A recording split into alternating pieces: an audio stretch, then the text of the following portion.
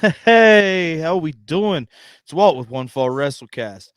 We got a pretty jam-packed show today. Man, we're gonna get into these WWE NXT releases. Sasha Banks might miss a Royal Rumble.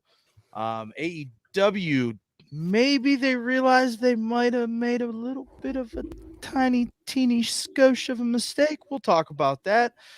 But the question that I want to hit coming right out of the gates here: has anybody else noticed that WWE's booking all of a sudden kind of doesn't suck?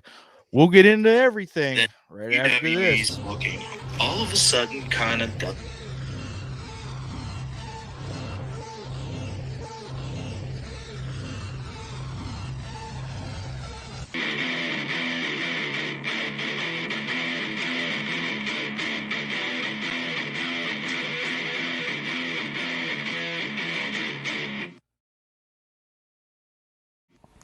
Welcome to the One Fall WrestleCast. What's up? What's up? How we doing today? Actually, pretty What's good. up, fellas? This is the calm before the storm. You may be getting pissed off and frustrated, Tom, moving forward for the next several episodes. However, I'm in good spirits today, and I see Walt has some good spirits today. I do. And we had some wrestling was fun to watch this week. So fun to watch. In fact, I've got Raw on right now, right here. And we got Cutting Edge coming up with special guest Beth Phoenix. The kids must have been dropped off at grandma's. How great is the memes circulating the internet with that right now? Like, it's absolute internet gold. Mm-hmm. But also, hold on, how great has this whole thing, like when they put the Miz with Edge or Edge with the Miz, you were like, well, this is less than Roman Reigns. But then it's been the most entertaining thing. It's so entertaining because it's two like older school guys, man, doing their thing. And they brought back Maurice too, and they brought back Betty. And now it's like, you know what? I am nostalgically into this, and it is warming the subcockle areas of my heart. I don't care what anybody says, man. Like, Miz and Maurice together, is where it's at. It's A+, buddy. It is. It's 5 stars all the way. Do you dare say that it's A-list? I'm gonna say that it's must-see TV. Or is it awesome? Oh, it is it, right? Because they're the it couple. I like where you went with it though too. It's awesome. But so, no, I mean, it's a segment I look forward to. If I'm watching the show live, and it's also a segment I will probably rewatch on YouTube in an edited version later. So it's very good. Very so good. Here's my thing, Derek, man, like, have you watched any WWE since the new year? No, that's actually it's a dry January for WWE for me. Why are you here? Why are you up? Because I'm the AEW person. Okay, so right. Have you seen the shirt and the? Here's the thing, though, bud. Right, and like, here's what I need you to. I need to watch. I need you to watch WWE, at least SmackDown. Like, fine. SmackDown. SmackDown. And you should at least watch. You should at least know. It's very Pittsburgh of you. You should at least know what happened on Raw. Like, right. Watching there's a tag team title defense going on right friggin' now. I don't know, Derek. I will log into the USA app as we speak. Derek, I don't know if you're aware, okay, but yes, we have a wrestling show that we do once a week. Yes, and like it kind of requires us to come in here and talk about wrestling for an hour plus once a week. And here's the shocker. Here's the shocker. You know what helps? If you actually watch the fucking wrestling before you show up. Yeah, it really helps, actually. It really helps if you watch the fucking wrestling. That's crazy. I never thought. Maybe it's just me, but I find that if I don't watch wrestling, I find it really hard to talk about wrestling because I don't know anything. Yeah, because I haven't seen it. And it's like, I really wanted to come in here and I really wanted to talk about WWE for a couple of minutes because, like, Tom, you got to get with me here, bud. Like, it's been kind of loose. How has it been good? Like, it's been one of those things where it's okay, Raw drags in the middle, but that's because it's 3 hours long. It's been 2 hours of good show. Usually, like, I would argue to everybody that it's at least 60 minutes to 90 minutes of a good show. But it's 3 hours long. But it's been at least 2 hours of a good show, if not a little bit more, as of basically the new year. Yeah.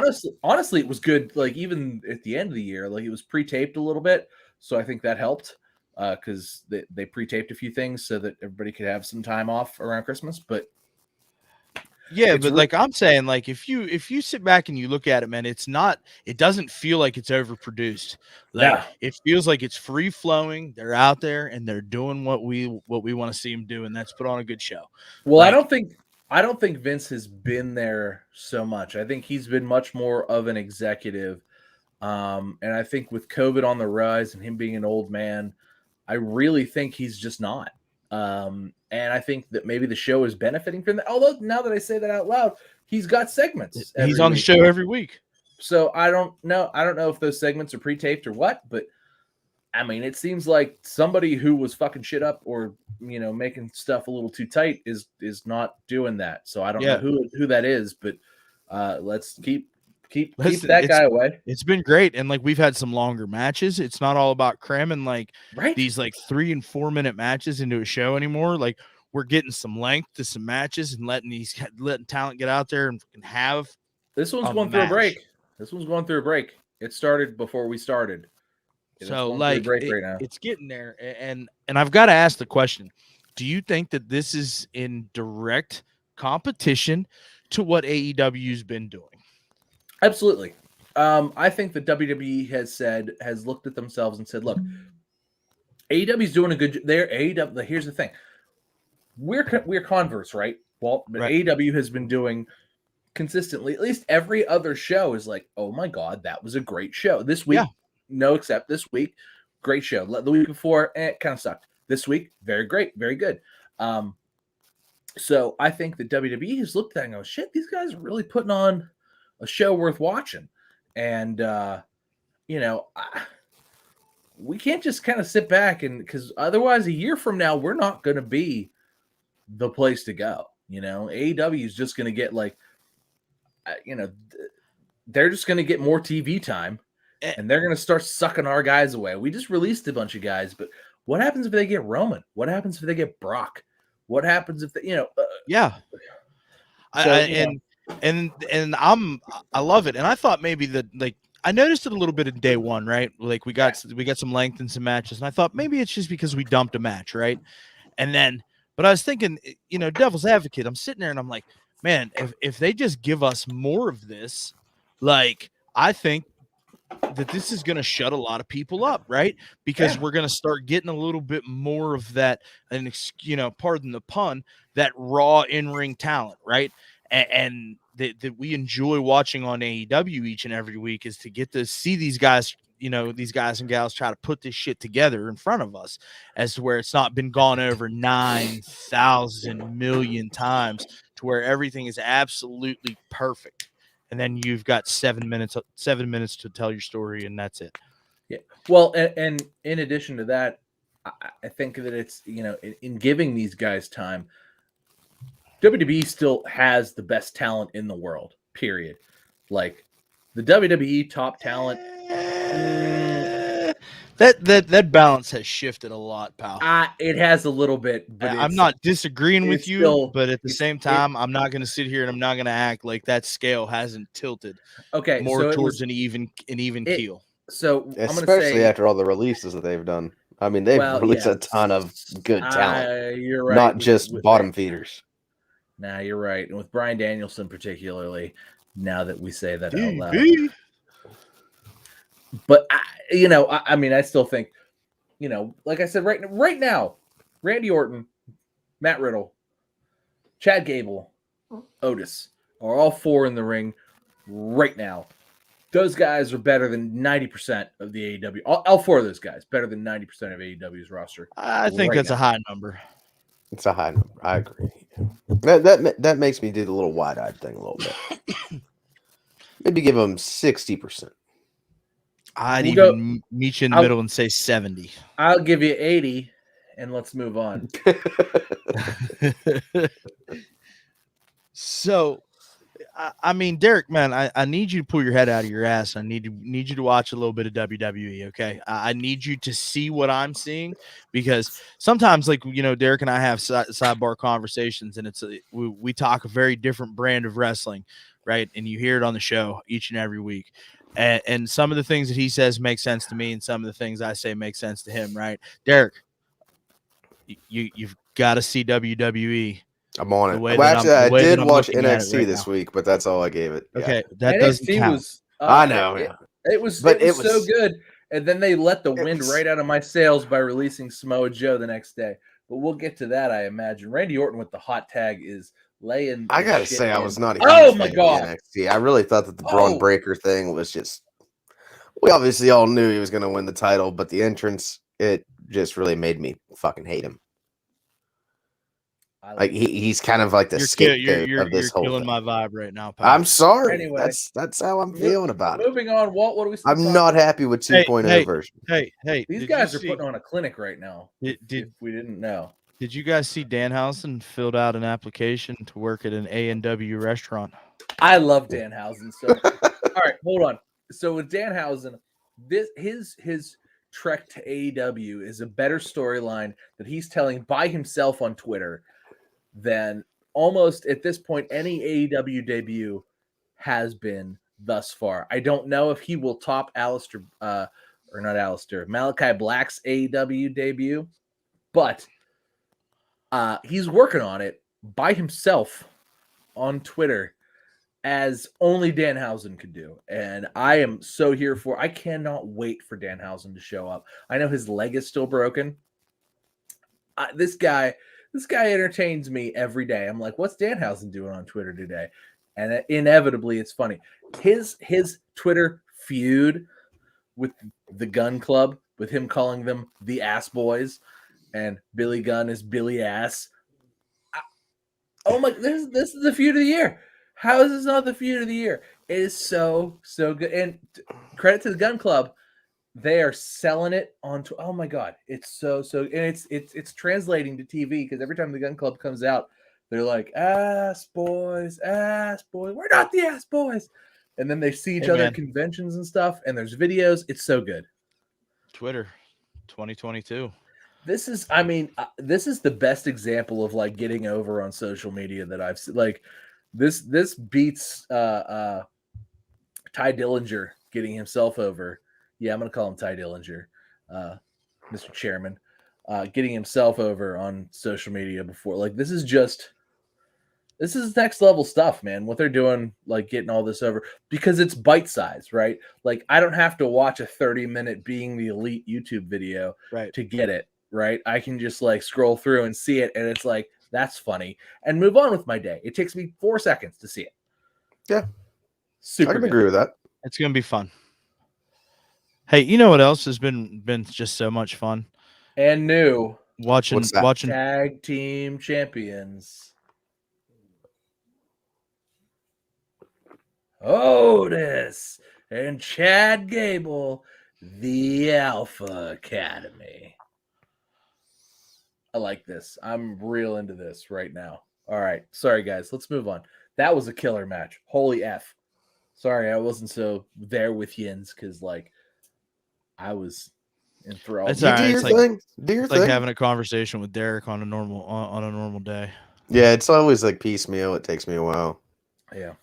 So you made me fuck up my transition. Sorry, unfuck it. Just bring it back.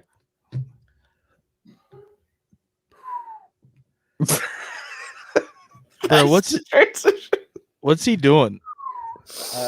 Like, why does he look like that? He's got a slight touch of a belly now. He's got this hip grandma vibe to him. Yeah, he's a pretty hip grandma, if I do say so myself. Why does he look like that? I mean, he can't even get in the ring properly right now. He did fall down. He's having a little rough spell. So Derek and I actually had a little conversation about this. I believe that the AEW championship is cursed. Because once you lose said AEW championship, your shit seems to just like, and Jericho is the most prime example. Because Jericho, as the AEW champion, was like, oh my God, Chris Jericho at 50 still has it. He's putting on 5-star matches. I mean, his in-ring work is just incredible. The dude looks as nimble and as healthy and as good as he did, 20 years ago. The man looked incredible, but with all of that experience also built in. The man looked incredible, and he was the best AEW champ we've had to date. Still, Hangman may get to muscle up there, but he was the best AEW champ. Do you remember when he won and everybody was like, "Oh my God, I can't believe he won. He beat Kenny Omega. Oh, I gotta get," and he just like cut these heel promos like, "Of course I won. I'm Chris Jericho. Oh look, a little bit of the bubbly," and it was like, that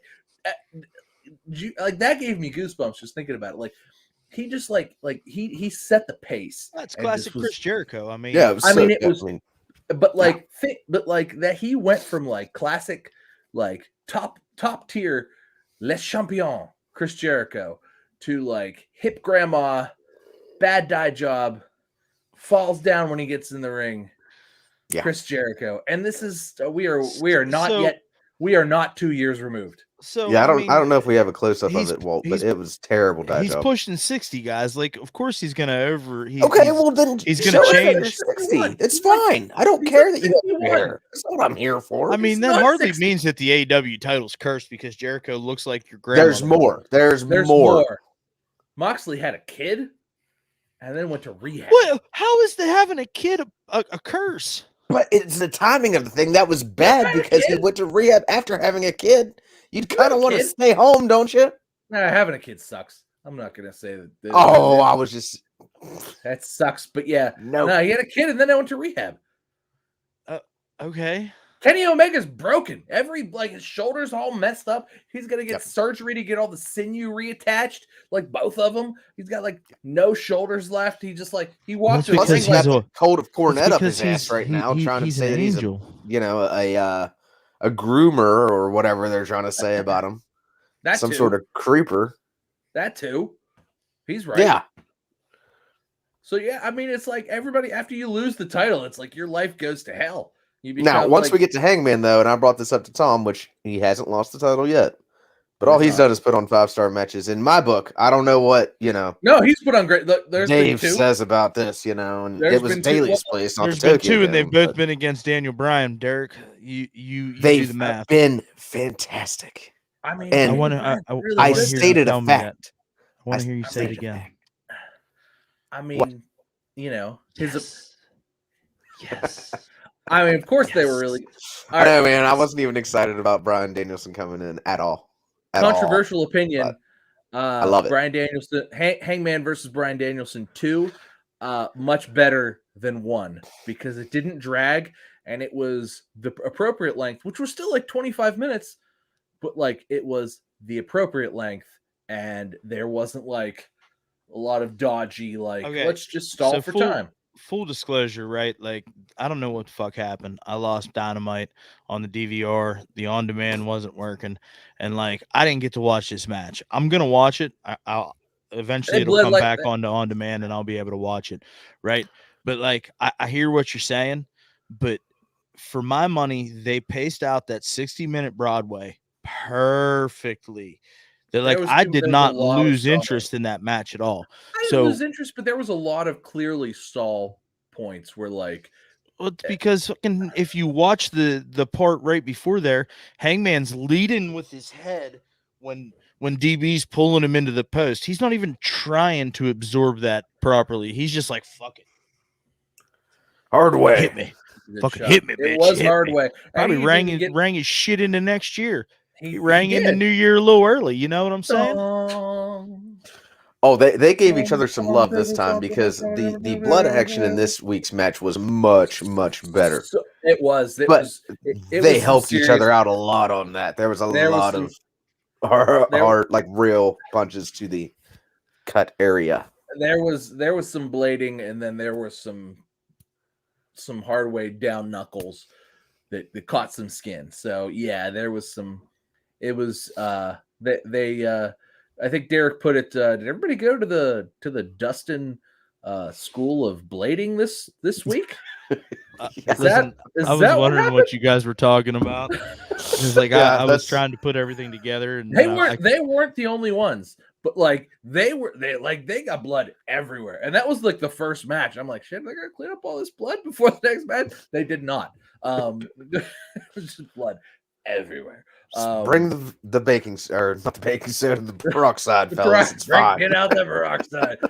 Blot that shit. It comes up with the blot. It's really hot. It's a lot of blood, buddy. There's a chemical reaction. Blot that shit.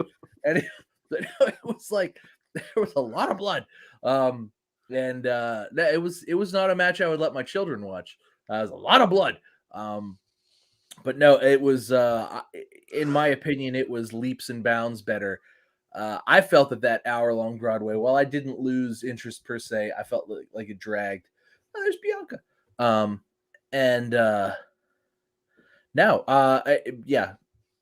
Controversial opinion. Bryan Danielson versus Hangman 2, leagues better than the first one. I don't care that it wasn't a Broadway. It got 25 minutes, and it was edge of your seat. It wasn't just hold your attention exciting. It was edge of your seat exciting for 25 minutes, which is what I prefer in a wrestling match. So we kind of touched on this earlier, but let's circle back here, gentlemen. Oof. NXT, the black and gold brand, It's dead. as we know and love, is officially dead. It is with dead. the swift count of a 1, 2, 3. And there we have Mr. Braun Breaker celebrating with old pops, Mr. Rick Steiner. Rick looks great, man. Rick does look great. Rick looks great. He can't lift his goddamn arm, but he looks great. You know, I mean, yeah, no, you can't. But I didn't understand the chains in the entrance, like because they didn't do anything. He just pulled on them, but he just yanked them down. I don't think I missed anything he's there. Braun and he's breaking things. He's breaking the chain. He's so breaking. He's breaking the chain. So it's the chain of like what's been going on. It was to signify the break. This is the clean break between the black and gold brand and the new tie-dyed NXT 2.0. If they wouldn't spend so much money on props, then maybe they wouldn't have to budget cut so many. Well, listen. So here's the thing, right? We kind of touched on this a little bit ago, right? Raw and SmackDown very much have kind of loosened up a little bit, and where NXT has become very much tightened down. Yeah.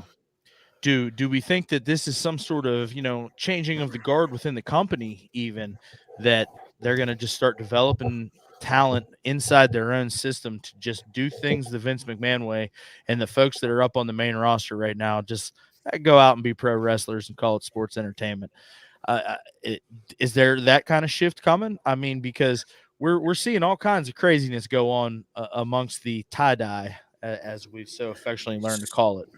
So I don't hate NXT 2.0. I don't hate it at all, actually. I really think that NXT, once they lost Adam Cole, once that whole, Bebe.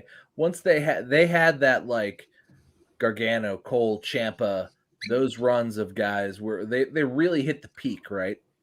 And then it sort of fell off. And that's not to say that it was their fault. It was just time to build up new talent. They've gone through cycles like this before. Yeah. But they hit that point sort of in a ratings war. And they lost that ratings war as that happened.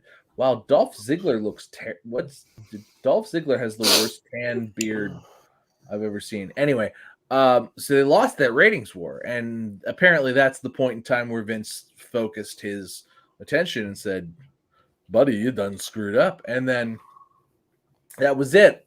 You know, they were in a transition period of new stars. You know, they pulled a bunch of guys up to WWE like they have been for, you know, however many years NXT's been around. You know, Yeah, but then they buried him deep well, Damian Priest into the crevices of Vince McMahon's ass. Well, Damian Priest is still a star right now, and the Street Profits are still stars right now, and you know these were all top guys. Street Profits well- are fantastic, but Oh, you know they're not gonna hear any criticism from me about the Street Profits, pal. You know, I'm not going to sit here and we're- say that their we're tag talking team about- division though is the greatest. You know, they don't have a Well- very strong tag division to really compare to. But I mean, at the same point in time, we come in here all the time and we talk about fucking Karrion Kross, and then you know, like Johnny Gargano doesn't want to be there. Fucking Adam Cole doesn't want to be there. I mean, they did the same thing with Andrade, Malachi Black. Like the argument's there, pal. You know what I'm saying? No, I agree. You're right. The argument's there, but you know, man, I don't know. It's 1554, baby. Oh, bourbon. Is that one of them bourbon stouts? No, I think this is just the straight up. No, this is the lager. It's a 1554 though. So I can still hear you. But yeah, so I bring that up, right? Because like we talked about Ciampa and Breaker, you know, coming out of Takeover, you know, and then War Games, right? And we kind of called it. It's like, hey, this is gonna happen. Well, Ciampa's been having dark matches on. Yes, him and Pete Dunne both. They've been having dark matches on both shows, actually. So, but you know, and that's good for them. I would love to see Tommaso Ciampa and Pete Dunne on the main roster and get used in a proper context in a proper way, because I think that somebody of Tommaso Ciampa's caliber absolutely deserves that chance. Even though initially he said he never wanted to do it, but now I mean. Things have changed. He's better than everybody else, though. Like, can we all agree that like he's better than Adam Cole? He's better than Johnny Gargano. Like as a whole package, you're not going to get any argument out of. I mean, I know I'm preaching to the choir, but he's just better, right? Like if anybody's gonna get it, it's him, right? Especially if they bring him up and like go be the worst heel you can be. Yeah, that level of Ciampa, like God, if Jesus Christ, he used to come out to no music, right? Oh and my just God, to the crowd saying "fuck you, Ciampa." That was his entrance music. Oh, like, they would show that if there was a guy like you're the devil, Ciampa. Like, I mean, he's got nuclear shirts heat you couldn't buy. It was great. Yeah, he's got nuclear heat whenever he's a heel. So like, let's just unleash him on the main roster and let it happen. Like go in there and win the Royal Rumble, young man. I don't even want to see him like fight Roman Reigns. I want to see him like show up and hit Roman Reigns with a tire iron and then like leave, duck the Usos, hit them both with tire irons, and then walk out and like spit on them while they writhe on the ground or something. And like you could turn those guys back face and like Ciampa can just randomly like sneakily like hit them with heavy things. And man, I don't know. Look, if they could put Ciampa on the main roster, I know he's our age, maybe a little younger. He might be 36. We're like 37. 36. Yeah, so like he's not, you know, if he doesn't get super over, he's probably not set to be like, you know, there till he's 50 necessarily. But God, for a guy just to have a nice run, even if he gets beat in the end, just to have a good run. Maybe have an Intercontinental Championship run after he gets beat by Roman or whomever. Right. But what a guy. He's just better than everybody else. I would love to see him on the main roster. Right. But anyway, so I bring all this up. Okay. And I just want to reiterate that the black and gold brand is dead. It's gone. Right. It's so dead. And dead. I think that like the writing was on the wall when Braun Breaker raised that title above his head. Well, I think that's the end. That's the that wasn't the end. The end came in the next couple of days. Yeah, and it started right here with this list of names that some of us may know, some of us may not know. You know, if you run down through this list here, Gabe Sapolsky's been around for a long time. Yeah, he's a consultant, right? And like, he's a creative mind, and he's very much in there with Triple H, and these are all Triple H guys. Yeah. All of these people are Triple H guys, you know. But then this is where the shit really starts, though. And it's like, oh, okay, so they release some creative people, you know, some executives, you know, and these are all NXT folks, from my understanding. Yeah, no, you're right. They're all coaches. Maybe with maybe the exception of Sarah Cummins, the senior vice president of consumer products. She might just be an office worker, right? Like, she's just back office. Yeah, you know what I'm saying. But everybody else is NXT. Everybody. Yeah. Okay. And then this happens. Then we get word that now we've got some talent going out. You got Scotty Armstrong, right? Who is like the quintessential Triple H NXT backstage producer. Yeah. Right. And that tells you right there, we're in fucking trouble. Okay. And then Scotty Armstrong was probably the first backstage NXT producer. Yes. All right. And then, you know, the Danny Burch news breaks, and then you get this Hideki Suzuki, who was, you know, part of the Diamond Mine. He was just literally just on TV 2 days before it happened. Yeah. You know what I'm saying? Right. And it's like, oh shit, like these are black and gold guys. You know what I mean? But exactly it doesn't stop there. Okay. It doesn't stop there. No. Now we find out that Toothless Timmy gets released. Did I not say that this was coming? You did call that's my boy. They spent so much time building him up. Yes. And he's not an old, like, he's a young guy. He's like 28 years old. Like, it's the look, man. Vince isn't going to want to put him on his television. That's what it is. Not tall enough, I think. No, he didn't have all of enough his fucking teeth. Yeah, he didn't have enough teeth. He doesn't meet the tooth requirement. Fair enough. There is a tooth requirement. You found a great picture. You really did. That's like, sweet. That's amazing. That's badass. I wish there was a photo me. of me. Yeah, right. I wish I looked that good. Like, you know, I have teeth. I wish I had a photo like that. But like, here's the thing with that though, too, right? It's like, you know, when he first started doing all of his little Toothless Timmy gimmick, we were like, this dude's too slow. It doesn't translate. And then he got in there with Tommaso Ciampa, and it's like, oh, this guy can fucking go. I mean, he just beat the fuck out of Tommaso Ciampa for fucking 20 minutes. I mean, they really, really wanted to get him over in a way that, like, worked for the modern crowd, right? Like, they really, really just wanted to nail it. They were just like, look, if we get Timmy Thatcher out there and we get him over, it's gonna be okay. And like, he kind of did that, like, with Ciampa, and then like this whole NXT 2.0 thing happened, and it was like, you sit back here, Timmy.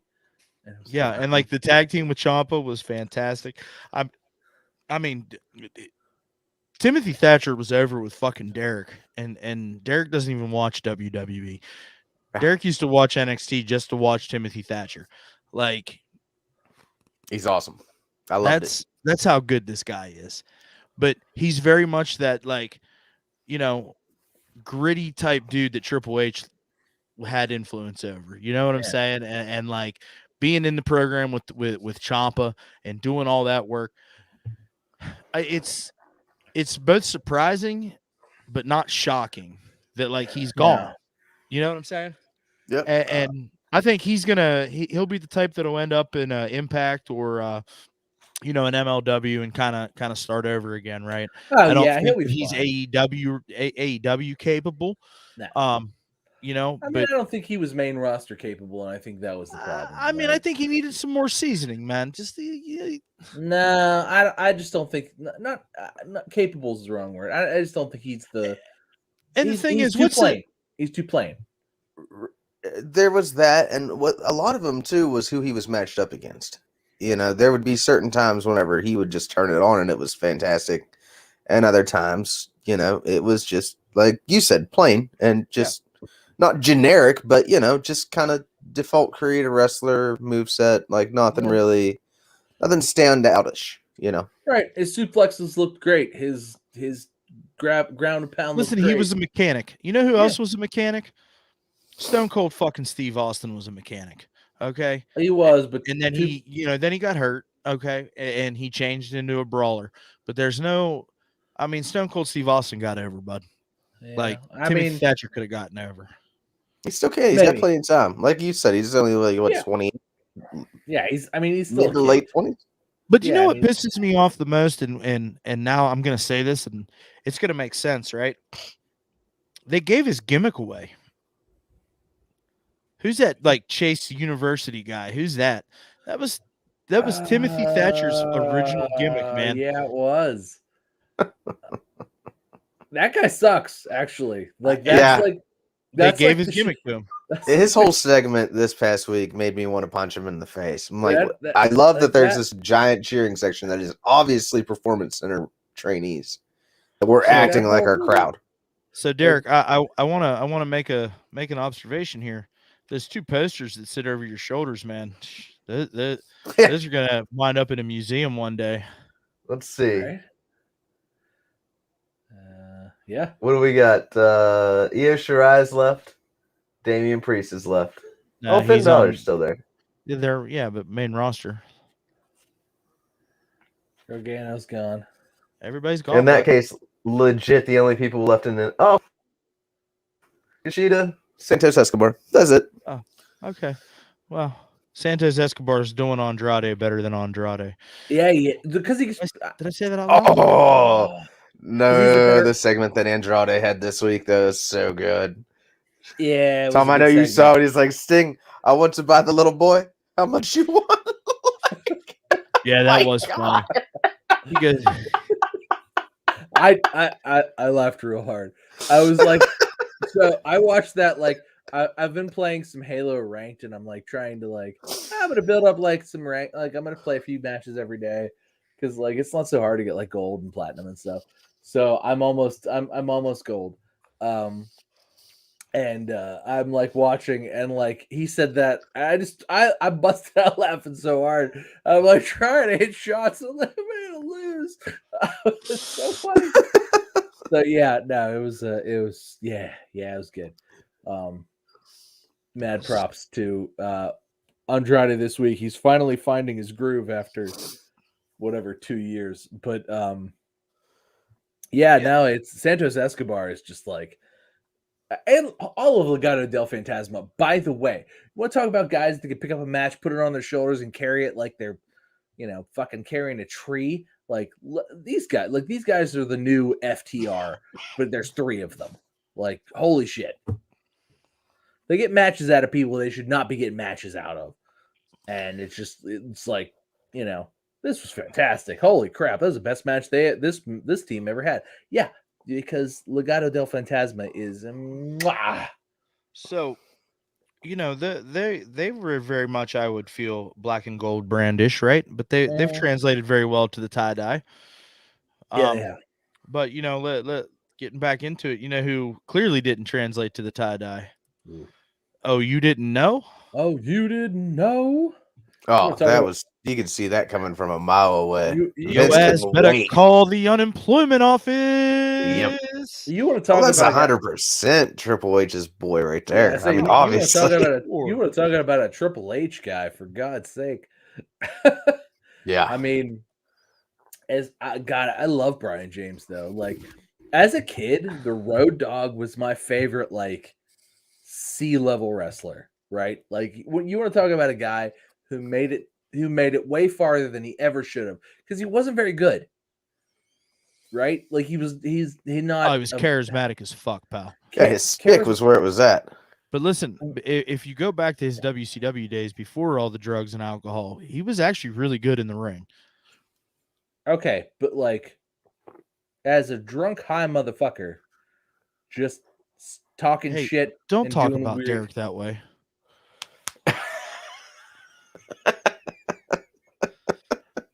Sorry, Derek. So Derek and the Road Dogg have a lot in common. Derek and Mr. You didn't Brian know? James. Oh no! So what we're saying is, the Road Dogg Jesse James is Derek's spirit animal. Oh shit! Nice. And but now, I mean, I don't know that he's in the unemployment line per se. I would venture a guess to say that Brian James has done rather well for himself for the last, I don't know, 30 years. He said that he was willing to work with AEW if they called. Oh, So, sure. Look, as a talent, as a man with 30 years of experience who could literally just show up and be like, hey, I can help you book your matches in a way that isn't stupid every other week, because they do that. Every So, once in yeah. a while, there's a stinker in there. It's every other week, buddy. Next week's gonna suck. Eh. This week was good. Next week's gonna suck. It's somebody else's turn with the book, and it's At least Hook it's sold gonna be- some this week. oh Christ. Hook's match was fantastic. Get the fuck out of here with that. No, I'm not saying it was a bad thing. I'm just saying he sold Send this Hook. week. That's all. He did. Send Hook. That's because he got criticism. Look, okay, never mind. So we go from one submission expert to the next. This one hurt. I wish I could have seen your all's faces when this came out, because I'm sure there was tears involved. No, I mean, it was. Tom and I had a full-blown conversation about this when it happened. I said, "Son of a bitch," but like it was one of those things where it was like, what were they gonna like? Like Vince took over and like they were gonna let Samoa Joe like come back out and be like, "Hey, Braun Breaker, by the way, I'm the champion, so fight me now." No, it's Like, I got a serious question. Like, what the fuck is Vince McMahon's problem with Samoa Joe? That he's don't fired know. this man twice in a 9-month period. Like, How? what the fuck did Joe ever do to Vince McMahon? Other than be amazing, I don't know. Other than get ratings, I don't know. What would Samoa Joe not get enough ratings? Is Seth Rollins getting more ratings? Going ha ha ha! Like, would it not be better if Samoa Joe just like came like clutched out like Seth Rollins right now? Would you not be like, best segment of the night? Whoa, Samoa Joe. Like, I don't know. I don't know what the hell is wrong. I don't know. I mean, I guess Samoa Joe's a Triple H guy. At what Absolutely. point? I mean, is Vince really mad at Triple H? Did like Triple H cheat on Stephanie? Did he like bang Linda and then like bang like 40 strippers? I mean, he And, must have like, done something, right? It's obvious What Triple the H is hell? dead to the family. Something is What going did he on. do? Like, what happened? He failed the only mission he was given, which was to beat AEW. Yeah, but we talked about that a couple weeks ago, pal. But he That's didn't not do fair. it. I know that's fair. not It's fair, not- but that's like, life, pal. What did he do? Like, was that it? Because I'm not saying like it can't be like NXT lost $1 billion or something. Like, I just want to know what happened. Like, I don't understand what happened. Like, it just seemed like he had all this goodwill, and yeah, you know, Hunter and Stephanie are going to take over the company. It's going to be great. It's going to be good. And then all of a sudden, it's like, nah, Hunter and Stephanie are now regulated to janitorial duties, and we're going to fire all their people, and that's it. Budget cuts are about to hit Triple H and Stephanie. We wish Triple H. Christ. We wish Paul Levesque the best in his future endeavors. What? Could What you the fuck, imagine? Dad? Dude, the fucking internet would melt. Oh, the internet would melt. We're that close to this right now. We're that, like, if that happens like next week or like around after WrestleMania, we'll be like, what? I can see it now. He's having the meeting with him, like, well, so I didn't want to tell you around the holidays, bud, but we're gonna have to let you go. You can take that wife of yours too, bud. Yeah. In fact, we wish you both the best in your future endeavors. You want me to tweet that on the old what? tweeter? Wait, what? Here, you want to write? Bruce, get in here and run my tweeter thing. You Yeah. want me to call SRS, pal? I can do that for you. Hey, speaking of, listen, so like, you know, we come in here and we drag on a lot of like wrestling journalism, right? You know who we never have a negative thing to say anything about? Fucking Sean Ross Sapp. I was going to say Sean Ross Sapp. That dude's out Never. here fucking doing legit shit, man. Like, big ups to fucking SRS on wrestling media. You know, fuck. Yeah, he low key just brings news and that's it. There's no. Listen, No, he just did a podcast with Chris Van Vliet. Have you ever watched that? Listen to that, I've seen that. I haven't seen bro. this one. It's though. awesome. It's awesome. He's like just a normal dude that loves wrestling, man. It's pretty cool. Sean Ross Sapp, in my opinion, is what Dave Meltzer ought to be. Right? Not a mark. Not a mark. Exactly. That's the thing. Is like, hey, I have this news. It will break soon. Sometimes he's like, hey, pay money and we'll go into detail. Or I'll just tell you for free on Twitter. And it's like, well, yeah, just tell me for free on Twitter. But no, they're He's Sean Ross Sapp, killing the game. he is the top tier wrestling journalist. There's no, I wish we had more journalism that was as good as Sean Ross Sapp. Absolutely. I feel like the world would be a better place if every journalist was more like Sean Ross Sapp. Absolutely. And that's in all walks of journalism, not just professional wrestling. No, yeah, absolutely. But I bring up SRS for this reason, because he had the unfortunate duty to inform the world that William Regal had been released from the NXT WWE Black and Gold brand.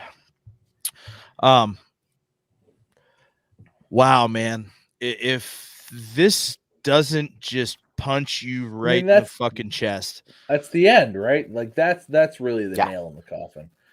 You know, you can release Samoa Joe, you can release all these other people. That's the nail in the coffin, right? Like that's the Ask me who the best general manager was for the WWE brand over the years, and it's 100%. Here's your guy. Him. But you know, it's also like the behind the scenes shit too, right? Like we wouldn't have a lot of what we've got now if it wasn't for William Regal. No. Like finding these people, helping to cultivate their character and their skill set, and then helping get them over on TV. Like, fuck, man. Like this one hit hard, right? And it's like somebody dug up a tweet. Triple H was like, hey man, as long as I'm around, William Regal's always going to have a job. And that was in like 2013 or 14. Triple H tweeted that. And now William Regal doesn't have a job. So like, you know, we joke about this whole Triple H falling out thing, but is he dead? I feel like that's relevant to bring up, right? I mean, we have like he had a heart attack, right? Yeah. He had a cardiac event is what they're stating. Right. Just like, what do they call the last pay-per-view? It was a premium live event. Yeah. So his heart had a premium live event. Also, it was a heart attack. It was premium in all the bad ways, right? Oh my god. I can't believe I set you up so well for that. Listen, that's usually one of those moments that you were like, just answer you and zone out, and you say it, and Derek goes, "What the fuck?" And I'm like, "Wait, what did I miss?" You were just like, I can't believe I said that. Oh man, all right, go me. Okay, but no, so like he had a heart attack, and like he's been gone. Like, and then they fired everybody. It was like Triple H has had a heart attack. I guarantee you, he probably signed some sort of medical waiver while he was out on the meds, and so like here, sign this power of attorney. So like he's the president, and he passed over the presidency. Like he was just like, here, Vince gets to be president while I'm out. He like signed out for like NXT, and then like Vince fired everybody, and like Trips is still in the hospital, and he's gonna come out and be like, what the fuck did you do? Where's Adam Cole? Where is Kyle O'Reilly? Where's Johnny Gargano? Where's Steven Regal? Who are these guys? Who the fuck is Braun Breaker? Who's Braun Breaker? Why is his name stupid? What's going on? And Ciampa's gonna be like, look, we got a lot to talk about. You were in the hospital for a long time, and this is gonna be really like, this is not gonna be like, do I need to go back to the hospital to hear this? And like that's gonna be like that's where we are. Like I don't know.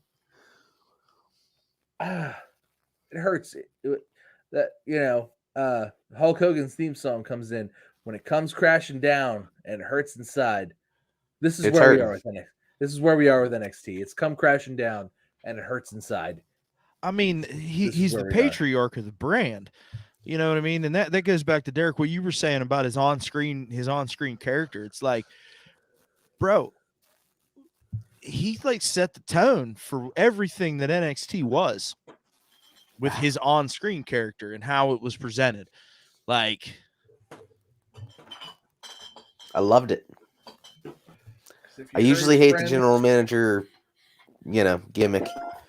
But man, William Regal, where it's at. You hurt his friends, then you hurt his pride. He's got to be a man. You can't let it slide. He was a man's man. Manly man. He's a manly man. And like that's another thing. This motherfucker dealt with some shit gimmicks over the last 21 years. Yeah. Like, dude, he did the evening gown match. You remember that shit? And he fucking owned that motherfucker. Like, that is what makes William Regal special, is that he always put the fucking business before he fucking put himself. And the fact that we don't talk about the evening gown match with William Regal, but we talk about the Viagra on a pole match. Oh, did you guys see we're gonna have a crowbar on a pole match? How great is that? I mean, who let Vince Russo back in the building? Bruce obviously is over here making decisions. He talks shit on his podcast, and then he comes in. He's like, "Yeah, Vince, that's a great idea, Vince. Did you need your ass wiped, Vince?" Yeah. And I love me some Bruce, but Bruce has changed 180 since he's been back in the saddle with WWE. Yeah, Vince, let me wipe it with my tongue. Jesus. Yeah. We're trying to talk about the legacy of fucking William Regal right now, and you guys are taking this opportunity to just shit all over fucking Bruce Pritchard. No. I'm not shitting on Bruce Pritchard. I'm saying that Bruce Pritchard licks shit away from Vince McMahon's asshole with his tongue. That's what I'm saying. I have not put my own shit on Bruce Pritchard, although I might mail my shit to Derek via FedEx to the holler. And Walt, if you continue to interrupt me and disagree with me, all I'm saying is you talked about fucking mailing your jar of shit to Derek, and our viewers just went by. What? We had 3, asshole. Well. Sorry, guys. Bye.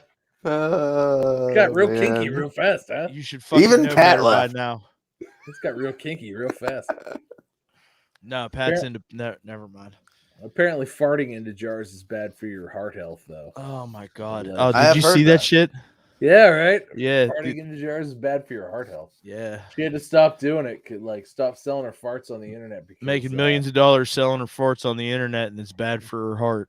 Yeah, she had a heart attack. She was pushing too hard. That's the problem. Bad for your blood pressure. Fucking yeah, wild. she was a dramatic bitch on the TV show she was on anyway, so fuck her. Can't push your farts that hard. No. All right. So what's listen, next? Listen. William Regal, man, we're gonna miss you. Come to AEW, pal. We got a spot for you. I mean, he's got literally any promotion. Apparently, Ring of Honor is going to come back. They've got a thing scheduled. Yeah, I saw it's on April Fool's Day, by the way. Yeah, I know. I saw that. Let's calm down. Okay, it might be the biggest angle in the history of pro wrestling. Stay tuned. You heard it here first. It might be. That's true. But if legitimately Ring of Honor is coming back, Derek's thinking about what I just said. Yeah, and he's thinking about how smart this would actually be. Look at it. It might be too smart though to do that. I'm just saying, look, I hate April Fool's. April Fool's is like things I hate. There's like a list. It's like clowns, April Fools, snakes, rats. That's the list. Derek, I don't mind rats. Yes. Derek. No, I like Derek. Hey, I know what our Halloween costume's gonna be. Yeah. Clowns, April Fools, snakes, and rats. We're gonna take Tom to a Jags game whenever they're doing the clown gimmick for Shad Khan. Clowns and rats. Anyway. So speaking of a couple of clowns, so on day one, Derek, did you watch day one yet? No. Madcap Moss and Happy Corbin attacked Drew McIntyre and injured his neck via storyline. Well, we've come to find out that Mr. McIntyre is actually dealing with some neck issues and is going to miss some time. I don't know that this is necessarily a bad thing for the product. I don't know that it's a bad thing for Drew either. I know they wanted to elevate him so that I know the thought was to elevate him once Roman got sick, and it was like the swippy swap. It was to like be like, oh, let's put Drew in with WrestleMania with Roman, and then they probably just have Drew, Roman beat him. But now it's like, well, maybe not. And I don't know that. I don't know the whole Roman without Paul Heyman like being more fragile is a great storyline. It really is. Yeah, we'll get into that here in a little bit because I'm interested to talk about that. Well, with Drew though, like he was so great for so long during the COVID time, you know, and like we spoke about before, he carried the brand. I can imagine why his shoulders and neck might be sore. Sure. And in need of some repair. And even I was enjoying his stuff, you know. It was good. And he's not one of my top guys. Until he started bringing that goddamn sword to the ring instead of leaving it at the top. Sword comes into play. It was cool at first for like a pay-per-view. Like it was dope. Leave it at the top of the entrance ramp, but don't bring it to the fucking ring, man. Like And now it's in a fucking desk, and they're acting like it's a sword in the stone type thing. It's just stupid. Yeah, you know, take a break. Go, come back with a new paint coat. That has taken on a life of its own, right? The sword thing. That's a Vince McMahon thing. You can't tell me that Vince McMahon wasn't like, wouldn't it be great if you brought it to the ring? Wouldn't it be great if it got stuck in the desk and nobody could get it out but Drew? Oh, it's 100% a Vince McMahon. That's a Vince. Oh yeah. That's Vince fucking 101. Yeah, that's like that's we like movies every week. Like, come on. But I don't disagree with you, Tom. I like I said, I think it's good for the product. You know, get a couple fresh faces and some new roles. You know, Derek, what do you think about Drew taking some time off? I'm hearing it's like 8 to 10 weeks is what I initially saw. I don't know if that's set in stone, but that's what I thought that I initially saw, Derek. Well, my initial thought is it's not a bad thing at all. Like I was saying, you know, I mean, go take some time off, man. Heal up a little bit, and you know, come back with something different. I'm over the Scottish Warrior type thing. You know, we don't need you come out here brave-hearted for us every week. I mean, you're a big beastly man. You know, come out here and act like. Stop bringing the sword to the ring, really. Yeah. What guy your size really needs to bring this 4-foot, 5-foot Claymore to the ring with you every time? Nobody. You should be badass enough that it's not necessary. And that's how he got over, right, Tom? Like, that's the guy that he was that initially got him over with the fans, that Vince was like, oh, we've got a gold mine here. Yeah.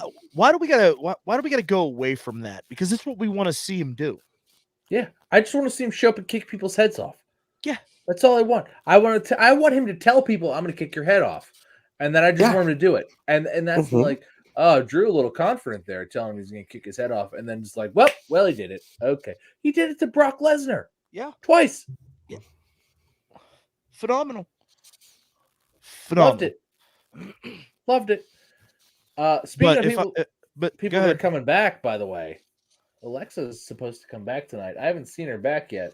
I'm starting to feel a little disappointed. Bait and switch, pal. She said, hey, look, in this house, the doctrine she's a liar. The doctrine of you said is fucking that's fucking the word, huh?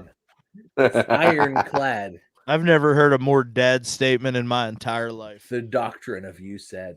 No, my kids use it. My wife has used it against me And I've learned over the years that the doctrine of you said. Yeah, is listen, not. Derek doesn't understand that yet. His daughter's not of age. Right now, he just thinks it's his wife telling him how to live his life. But wait, Derek, just wait. Yeah, right now Dad. she's just so sweet and cute. We do puzzles together. It's great. But Dad, you said really. I just donated a bunch of puzzles. Oh, really? Yeah, fuck puzzles. Yeah, man. She I'd all have given about them that to life. I'd have So- given them to you. I mean, they were like 50 pieces though. Oh, yeah. No, it's more in like the 12 to 24 range. What range? Because mostly what it's range are dad you in? completing 12 them. She's just 12 like, what doing? 12 to 20 what? That's what range are you in, Derek? Me? Oh, I only do like the 6 or, Are you about in the 24 range maybe at max? That's going to be like a week project, though.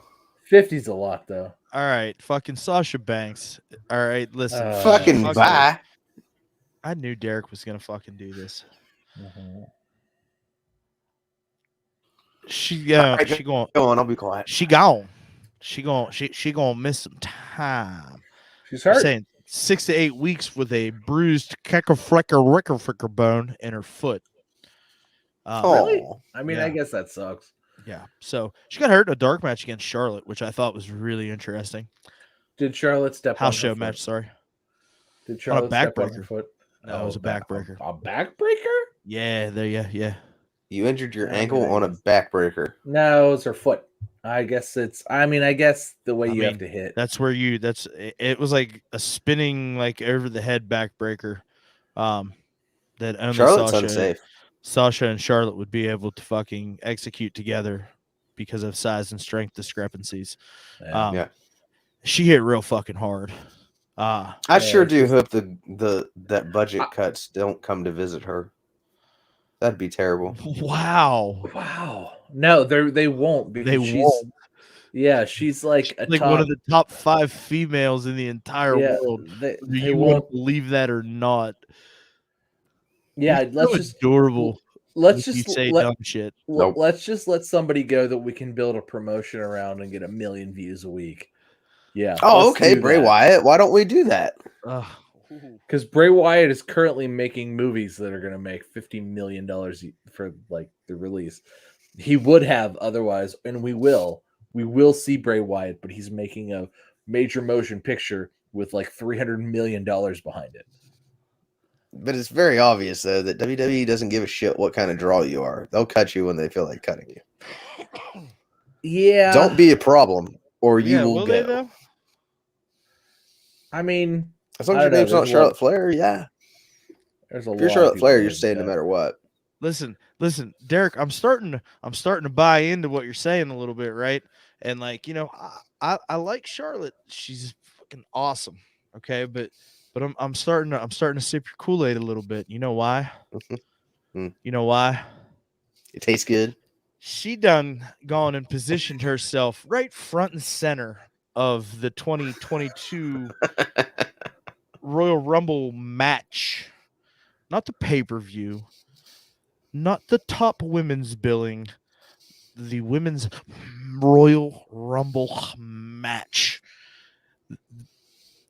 I mean, you mean to tell me we don't have something a little less spotlight taking for Charlotte Flair than this? I mean, Tom, Nope. I'm interested to hear your opinion on this because you're very much a Charlotte Flair guy. I am. And I don't know why she's in this match. necessarily I really know that you can disagree with me. I don't know why she's in this match. I have no idea why she's in this match. It doesn't make. When I saw this go up, I went, "What? Why?" Because like clearly Becky Lynch is not in the Rumble. Nope. Or you Bailey. know, or Bailey. Well, Bailey's hurt. Allegedly. But there's only 19 women in that picture. So And we're about to talk about those 19 women too, just so everybody's aware. okay, but there's only 19 women in that picture, and it's not painfully obvious, but it's obvious to me that this is either being set up one of two ways. Well, it's only being set up one way. one, whomever wins this is going to throw Charlotte out. It's going to be Charlotte and whomever else, and they're going to throw Charlotte out. And that's the WrestleMania SmackDown Women's Championship match, right? Yeah, but that's going to be impossible because Liv Morgan's going to win the Royal Rumble and then win the Raw Women's Championship from Becky Lynch at WrestleMania. So that's not really going to work for me, brother. Is she, though? I mean, God, Liv's at 2. The writing's on the wall. Is it? It is. I mean, is Becky going to go away? She's still again? in the title picture. She's in a 3-way right now with Doudrop and Bianca Belair to see who challenges her at the Royal Rumble, right? I think Doudrop wins that match, and that's a throwaway championship feud that gives Doudrop a little bit of love. Say, hey, show me what you got in this fucking spot. And then it leaves Liv with nothing to do but go to the Rumble, win, and then go to WrestleMania. I mean, maybe you're right. It's I don't perfect. know. Oh, my God, Rollins just stomped Big E. I mean, you probably are right, but I don't know, I just man. I don't understand. I don't see it with Liv. I don't see it. I don't think she's I that don't either, great. pal. But at the end of the day, a lot of people don't see Brock Lesnar as the guy. But when he hit the 1, 2, 3 at day one, the fucking crowd went wild. So clearly, there's an audience for it, right? Yeah. Just because we don't see it that way doesn't mean that that's not how it is. All right, 2-second sidebar. You know who I decided was the Brock Lesnar of AEW today while I was watching all my episodes catching up? Cody. Hook. Oh, yeah, maybe. He doesn't lose, and he doesn't sell. He had like 4 matches. I do like Hook. All right, that was just to give Tom shit. I'm a big fan of Hook. Proceed. But yeah, you know what I'm saying though? Like where are we at? I don't know. So I mean, why is she in this match? The story is written for Liv Morgan to get this moment and get this fucking chance because the fans are into the Becky Lynch and Liv Morgan thing. They're eating it with a fucking spoon. Okay, you're gonna tell me that you're not gonna give me 3 months of that building to WrestleMania main event where you're just gonna keep spoon feeding everybody and taking everybody's money? Come on, man. I don't know.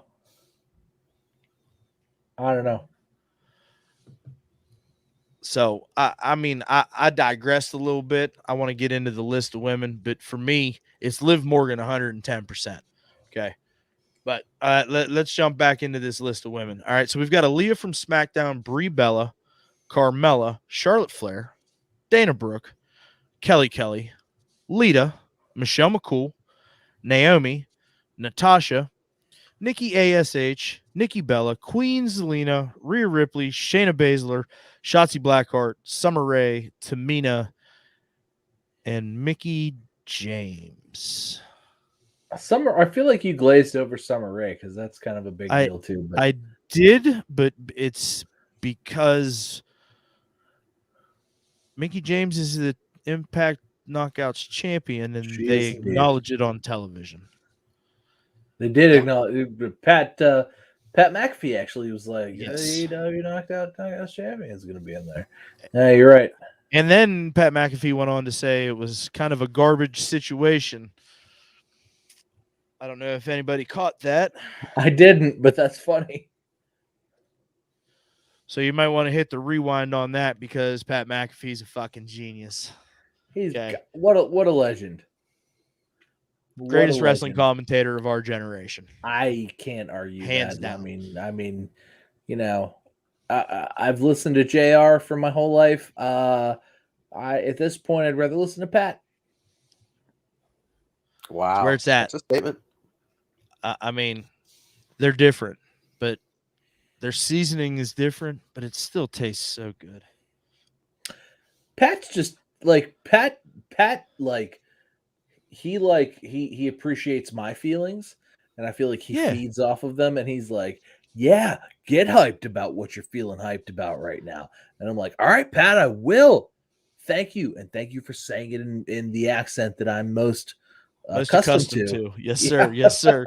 So, Tom, you were absolutely right. I did kind of gloss over Summer Rae, and I do want to get into that before we dive into Mickey James. Obviously, Lita's going to be there, right? Michelle McCool, Kelly, like they've been in every Royal Rumble. We expect to see them at this point, right? Yeah, it's like, oh, they're free agents, but they show up, they get tossed real quick. It's nice to see them, but whatever. Yeah, absolutely. It's that No, nostalgia they just pop. fill out a 30-person roster. Right, but I mean, Summer Rae is somebody that was released from WWE what 4 years ago, 5 years ago. I would even go 6, but yeah, it's been a long time. It has not been in a wrestling role since. No, She went on to be a fashion model and have a successful career outside of wrestling. Yeah, And now she's coming back. I mean, I think, and she wasn't really necessarily a in-ring talent. She had a couple matches, a couple little spots whenever, it was her and Fandango, and like she had a little feud where she was a love interest, like, but she wasn't an in-ring person, right? Like, had a couple matches. Is somebody gonna throw her? Like, it's hard. I don't want anybody to throw me out of the ring. Like, I don't want that to happen. Like, I feel like I'll break my neck if Kane eliminated me from the Royal Rumble. Kane's gonna be back, right? Oh, like, that's gonna happen. I mean, it has to happen. I mean, Glenn Jacobs. Like, I don't want Glenn Jacobs to throw me out of the ring. He might throw Johnny Knoxville. We'll get. See, that shit right there is what makes me like be like. Well, listen, we'll get into it. We'll get into it. Like, you're fucking my life up, pal. Sorry, don't talk me. Don't fucking yell me. Right, anyway, I'm fucking your life up. I'm sorry. I'm just putting these. Look, I watched wrestling. Send him a box of your shit. I saw Johnny Knoxville. Anyway, not important. Summer Rae. Yeah, no, I don't know. I really think with that, guys, it's a name that we all recognize. The fan base recognizes, of course, and it's going to be on the cheaper end to hire her. As far as, hey, come make a 30-second Royal Rumble appearance. But she doesn't need it though. That's the point that I was trying to make. She doesn't. Like, she doesn't. You still like doing it. It is what if we happen to have been WWE superstars in our lifetime, it was like, hey, you want to come back for Royal Rumble? Yeah, I'll do it. So is that what happened? Because you need the money. Is that what happened with Mickey? Huh? Oh, motherfucker. Ha ha. Ha ha. There we go. Ha ha ha. Oh yeah, I forgot she was the trash bag lady. Yeah. Old trash bag Mickey. How do you forget old trash bag Mickey? So does that, like, I mean, here she is. I say it all the time. She's just out here trying to fucking get herself over. She don't fucking care. She drugged them through the fucking dirt. She gonna take their money though. She's gonna cash that check. I mean, she just fucking at this point, it doesn't even matter anymore. It's not even about being a wrestler. It's just about fucking cash and paychecks. Yeah, that's what I get from this. I'm not here to argue with you on that. I when I saw it happen, I was like, what? And now everybody's like, is WWE breaking down the forbidden door? It's like, no. They're just doing a thing, and maybe they'll embarrass her on TV. Maybe they won't. I don't know. Look, let's not act like they haven't embarrassed Mickey James on TV before. And somebody was like, oh, well, she's not actually signed to Impact. She's just on a temporary contract, and she happens to be the Knockout Women's Champion. It's like, all right, whatever. Yeah, she's out here living her best wrestling life. You know what I'm saying? Like, good for her. But it doesn't. You know how great it would be if she got a the technicality of it doesn't matter, right? I mean, she ain't winning. It's just like, oh, Mickey James is in the Rumble, and like it gets marks. She's just trying to get fucking paid, man. And it gets, you know what? And it gets us to talk about it. That's all it is. That's all there is to it.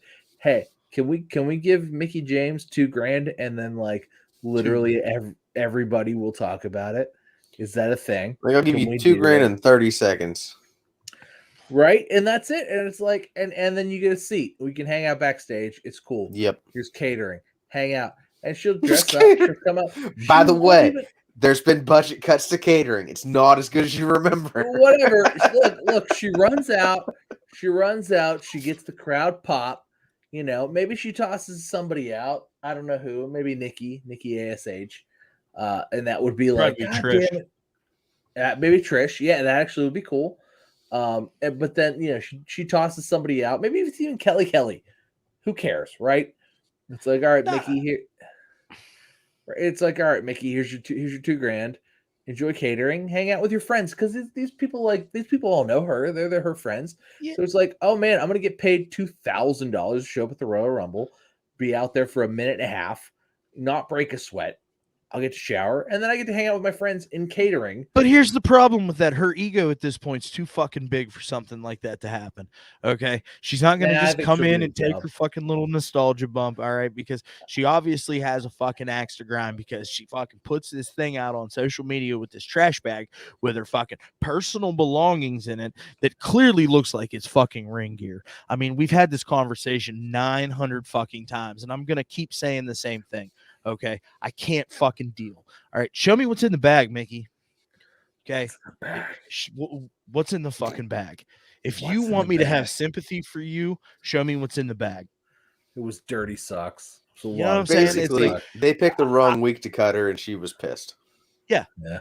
I mean, I don't know what else to say here. I moved. And like I threw shit in garbage bags that didn't matter, right? Like, you know what I'm saying? Like, come on, man. Come on, get the fuck out of here with the garbage bag shit. I can't deal. All right. And you know what? I hope she gets tossed over the fucking top rope, just like this fucking guy gets tossed over the top rope, fucking Johnny Knoxville. All right. And maybe this is like me not wanting to accept the business side of things. Okay. Because like I love the Royal Rumble, it's my favorite event. But I'll be goddamn when this celebrity shit happens in the Royal Rumble, it doesn't fucking piss me off. Mm-hmm. Nah, you're right. Although if Kane shows up and Kane throws him, I might pop for that a little bit. I'm just gonna say. No, I'd be into somebody that. Kills Johnny Knoxville. Not literally. I feel like that's what's gonna happen. It's like Kane's gonna throw him hard, and he's gonna hit hard because he's the jackass. And then, like, you know, they're going to have 4 guys, like, flip Kane over the top rope. And that's going to be that. And it's like, oh, my God, Kane's been in the most Royal Rumbles of anybody ever. And, like, they're not going to, like, stop doing that. I don't know. Yeah, I mean. Look, I'm just saying. If he's here for Kane to throw him. Oh, hold on. Because this might even be better. If Kane throws him. And then, like, Sammy's like, yeah, Kane, all right. Good. And then Kane throws Sammy also, like, into Johnny Knoxville. That's it. Yeah. I mean, and working with Sami Zayn is absolutely the right move for the promotion piece for Jackass. Like, it's a 2-minute, it's a 1.5 minute part of a 65-minute thing. And you know what? We could pop for it. It's like one of those things. Remember when Pete Rose would get tombstoned every WrestleMania? That's like a WrestleMania little segue piece. Like, that's different. Like, the Royal Rumble is the Royal Rumble, man. Like, Ric Flair won the title in 92 in the Royal Rumble. HBK went from number 1 for the first time ever and did the whole skin the cat thing and knocked Davey Boy out to win the Rumble. Like, these are iconic moments, like, attached to my fandom as wrestling. Keep your celebrity bullshit away from a fucking Royal Rumble, man. R.I.P. Davey Boy. You know what I mean? Like, fucking leave the Rumble alone. No, okay? I'm okay with zombies eating the fucking Miz on a fucking throwaway TLC pay-per-view. All right? Like, don't fuck with the Rumble. Agreed. It's one of your tentpole things, though, and that's what they're looking at it as. It's going to have one. Oh my god! They just had Nikki turned heel. Huge marketing opportunities. So of course they're going to bring in big celebrities. Yeah, but fuck that. It's the Rumble. Tom. Hey, Tom. Sorry. You're good. Sorry. Did you hear about this? A little mystery entrant into the Royal Rumble, huh? Oh, yeah, because they're knocking down the forbidden door. I hate that. That's the dumbest. Like, maybe John Moxley will show up. Yeah, I'm sure he won't. Maybe it'll be Chris Jericho. We Well, you don't know what the best know. part about all that is, right? Like It- it- I was browsing today and I saw this thing. It's like, oh, WWE and AEW in talks to work on future project. And it's like, bro, this was the shit that like came out 3 months ago. Like Vince and Tony didn't even talk. It was just company to company. It was like, hey, can I interview your guy for this thing? Yeah, we'll give you our permission to do that. Is it going to be Chris Jericho? I don't know. Are they going to have Britt Baker? Are they going to have? Is Adam Cole going to be there? Maybe. Maybe Kyle O'Reilly. I don't know. No. I would imagine that It's if gonna be Moose. It's gonna be even that Moose. even that I would hope sort it of is. be like most people would be like, "Who the fuck is this guy? What the Well, he I'd called honestly be Roman like, Reigns "Oh, out. cool." He called Roman Reigns out on Twitter. That's why I Did he? brought that Okay, up. yeah, okay, so it's Moose. All right, so it's Moose. Okay, I think it's That'd be I think good. it's the Iron Sheik. Jesus Christ. He's It's gonna gonna be the humble you, Iron Sheik. Bubba. The Iron Sheik can't fucking take a over the top rope bump. Well, Like, do you remember the gimmick then he's Battle gonna Royal win. from like 15 years ago Then that he's he gonna had win to the win because he Rumble. couldn't take the bump? Well, then he's gonna win the Rumble. It's gonna be the Iron Sheik, and he's gonna win the Rumble. I don't know what else you want me to say about that. That's it. It's gonna be the Sheik, Bubba. He's the champion of Earth. Sheiky baby. Although, truth be told, somebody's probably, even if he couldn't take the bump, somebody will throw him. And it's going to be ugly. He might die, but, or maybe it'll be, no, Sarge still works there. I don't know. Is Omos in the Rumble? Probably, but he's not been announced yet. There's like Johnny Knoxville, the Mysterios, the Street Profits, and Austin Theory are the only people that have been announced for the Rumble. Bunch of choo-choos that ain't going to win. All right, fair enough. I mean, Austin Theory absolutely has a chance to win because he's Vince McMahon's boy. But he would also be killed by Roman Reigns. I mean, in the first match of theoretically. WrestleMania. Like, he'd be like, I want to challenge Roman Reigns. All right, good luck, buddy. Yeah, Austin Ladies Theory's and not gentlemen, getting anywhere to the big title yet. My name is Walt Ramsey, and I would like to talk about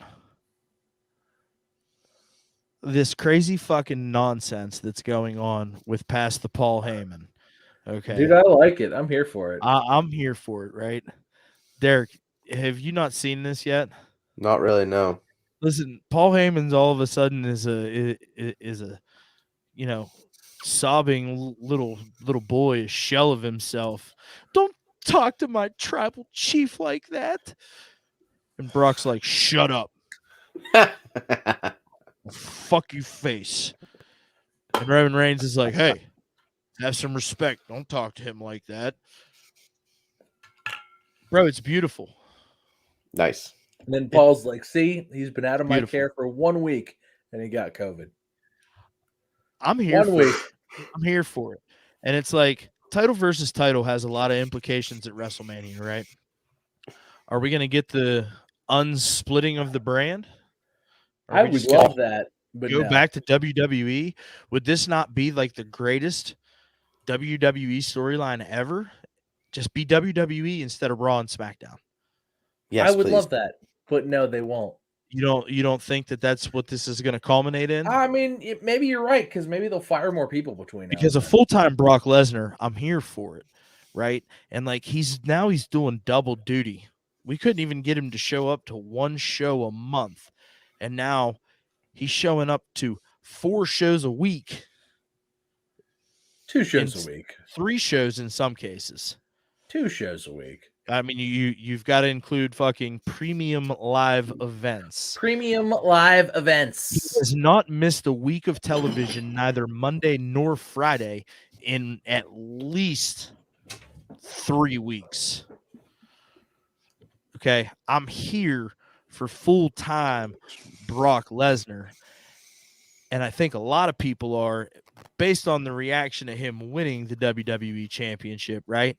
It's like, can this be the time that we unify the titles and we get one fucking product and we can move forward? Yeah, I think we could all get behind some of that action.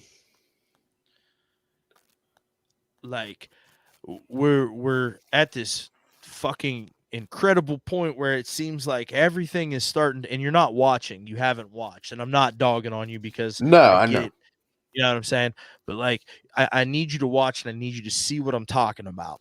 Okay. Because I feel like they're getting to the point where they're kind of taking some handcuffs off and making it very much a better product, at least from my perspective.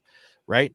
So now you unify the championships, you eliminate the two rosters, and you have one fucking show and you have 5 hours of television. It's over. Leaps and bounds over. How much more sense would it make from a business standpoint whenever you would have 5 hours of television a week to tell your stories, considering you have a monthly pay-per-view instead of a quarterly pay-per-view? See, and I agree with that. But at the same time, they're taking two different sets of storylines and trying to condense them down into one storyline. You know what I'm saying? And they're able to do different things with different shows. But from a business model, I see why that makes sense. But from a fan perspective, it's like, you give me these fucking rivalries that I can't see, build these long-term stories. And the only way that I can see them doing that it would be right now with the situation that they've been put in with Roman Reigns and Brock Lesnar on a collision course to fucking WrestleMania. Well, And let's also not forget that they've done this before. This isn't a like new thing. We're like, oh my god, we got to unify the titles. Like this has happened a couple of times. yeah, but this is a different climate though too. Or have they sort of brought the climate back to the point where they've released like 100 people? Have they not brought the climate back to what it was back at the point when they unified the titles? Or are they not in the process of bringing the climate back to where it was when they unified the titles? Like they're still releasing people all the time. Like this is not a like WrestleMania is still it's in April. Like we're still 3.5+ months out. You know, how many more people get released between now and WrestleMania? You know, how many people have been released in the last 3.5 months? Like, are we looking at another 70 people gone, 50 people gone, maybe? Like, are we not down to the point where it's like, well, we really only need one set of tag team titles?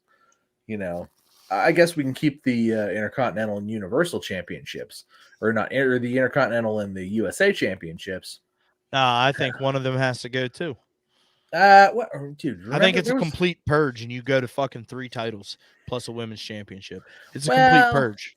Has to be. So I feel like even like during the Raw, like the Attitude Era, when there was only 3 hours of television a week, there was still the Intercontinental Championship, there was the European Championship, and then there was the tag titles and all that. I don't necessarily think they need to drop all of that because all of it. I don't know. I don't think that's necessarily the case. I think they maybe put the USA title on some kind of 2 hour. Like I think maybe they sign a deal to like put the USA title on main event that's on like Sunday night, like it's Sunday Night Heat or something for an hour. You know what's feasible? They want to get the Universal Championship over as the top title, right? Why not combine the Intercontinental and the United States Championship and now call that the world title, and that's your secondary title. And then you have your tag titles. So now you still have your Universal Championship, which is obviously larger than the world, right? Like, and then you got your World Championship, and yet you still get to keep that great lineage of both of those titles, all 3 of those titles, but then just combined into one, and then they can build their own fucking history on the Universal Championship. Well, there's zero chance they're going to get rid of the Intercontinental Championship. Zero chance. If we want to change and we want to move forward, these are some of the things that I feel like they need to look at, right? I'm sorry. Also, another problem, you already have Grand Slam champions. How are you going to then, advertise this? He's a Grand Slam champion. I don't think that matters. I don't think that matters either. It only matters to The Miz because he's the only one that's ever done it twice. So that's why that matters right now. That's the only reason that you're thinking about any of that. WWE writes the history books. They don't give a shit. Yeah, I don't care. You want to talk about history? Let's talk about history. Fucking Royal Rumble, right? We're gonna fucking see it, boys, for the first time ever. Bobby Lashley and fucking Brock Lesnar.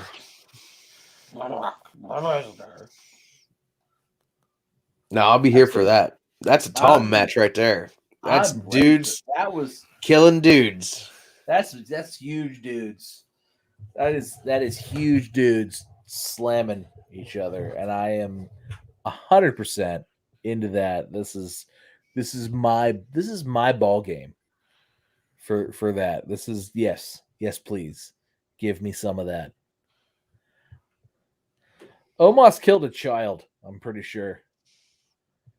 I think that's what happened. I've never seen this person before, but he's smaller than me by a lot, and he had pink pants on, and Omos killed him.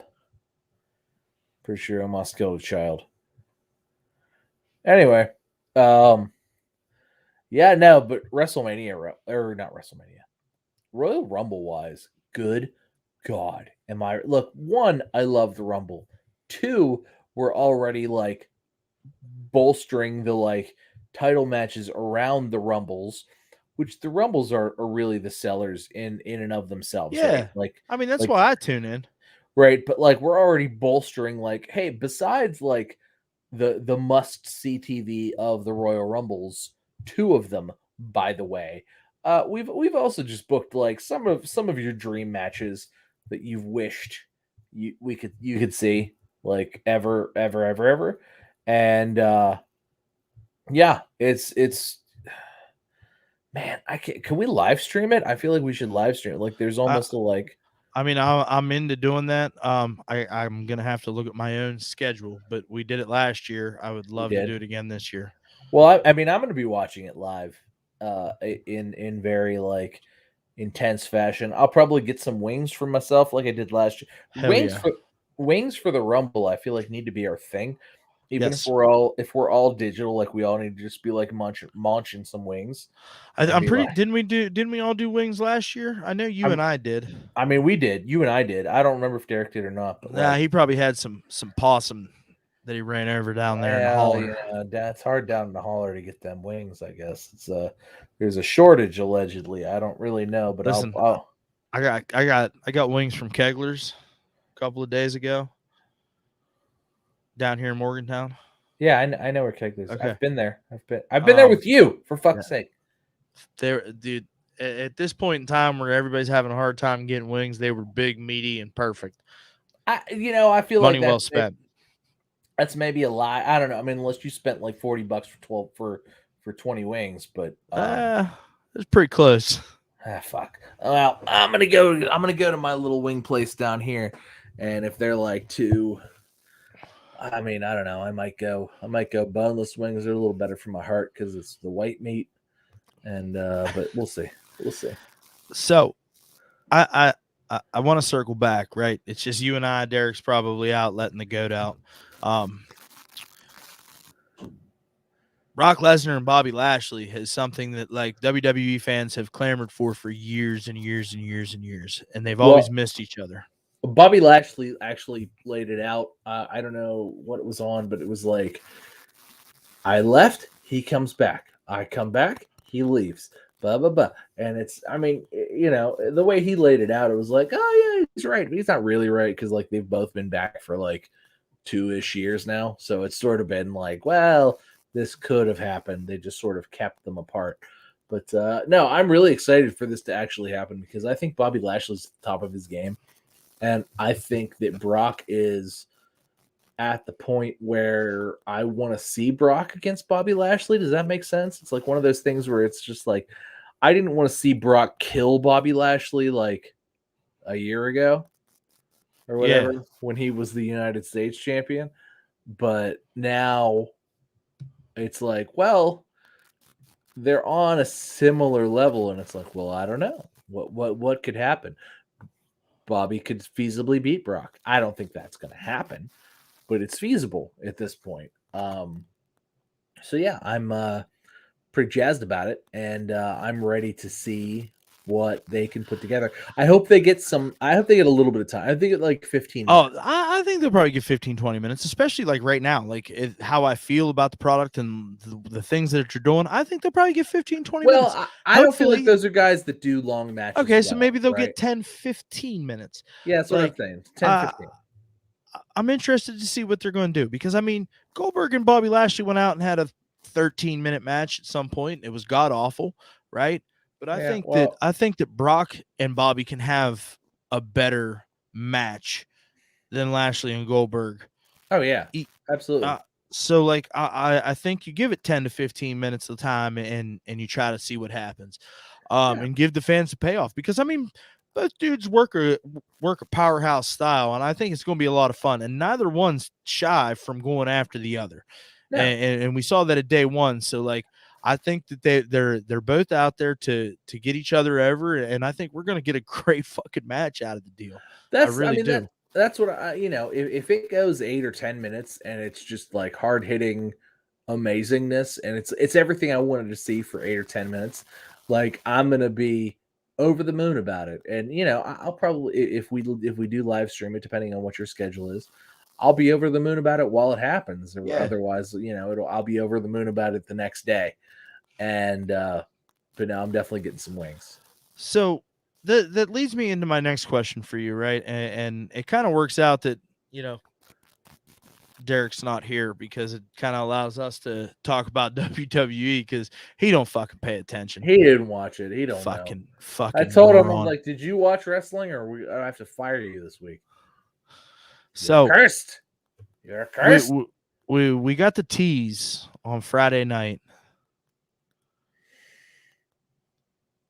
Seth Rollins. Oh no, they're coming. That's Roman gonna happen. Reigns. That's gonna be the Rumble. So here's my question: is it smart timing or is it hot shot booking? No, I would say it's smart. I think that I mean, is it hot shot? Probably a little bit, but I think this is always a great like ace in the hole kind of booking, right? Like you could just throw these two together. And like one, they've been friends for a decade. Like not only have they been in the ring together, but they've been tag team partners. They were tag team champions together. They've been like they travel together. Like these are dudes that like still love and respect each other. They've just gone their separate ways in their lives, and it's one of those things where it's just like you want to if you throw these guys together at literally any point, it's like, hey guys, go out there and put on a pay-per-view quality match. Like they could pull this out of their pocket at literally any time, and I do think it's going to be good. I'm not disagreeing with you, bud, but like you can't tell me that you can't give this long-term legs and we could see this at WrestleMania? Not when they're both not this year, not when they're both heels. It doesn't work that way. Look, I'm as much as I want to see it. I do too, but the fact that they can just throw it together now to sort of leapfrog it and just put on something that's I love where both of these guys are at in their career right now, and for me, this is the WrestleMania storyline. But Rollins can take a loss right now, right? That's I mean, fair. He could like if Roman beats Rollins, like Rollins can do his crafty stuff, and then Roman can do his stuff. And then like Brock can come out and like some stuff can happen because like Rollins and Brock have some, they just had some, some history, some stuff together. And it's just going to be one of those things where it's like, is it hot shot booking? Yeah, it's hot shot booking. Is it going to work out and be like, man, that was really enjoyable for one of the biggest pay-per-views of the year? Yeah, I think it's going to be. And, I do think we're going to see Seth versus Roman at some point. And I do think that Seth's going to beat him. I just don't think it's this year. Maybe next year. I think they could have gotten something out of this with the hand that they were dealt, and I just feel like. But I don't feel like. I mean, sure, but I don't feel like this is like it's but the one chance they had. It's not. It's the like, hey, let's give the people something good.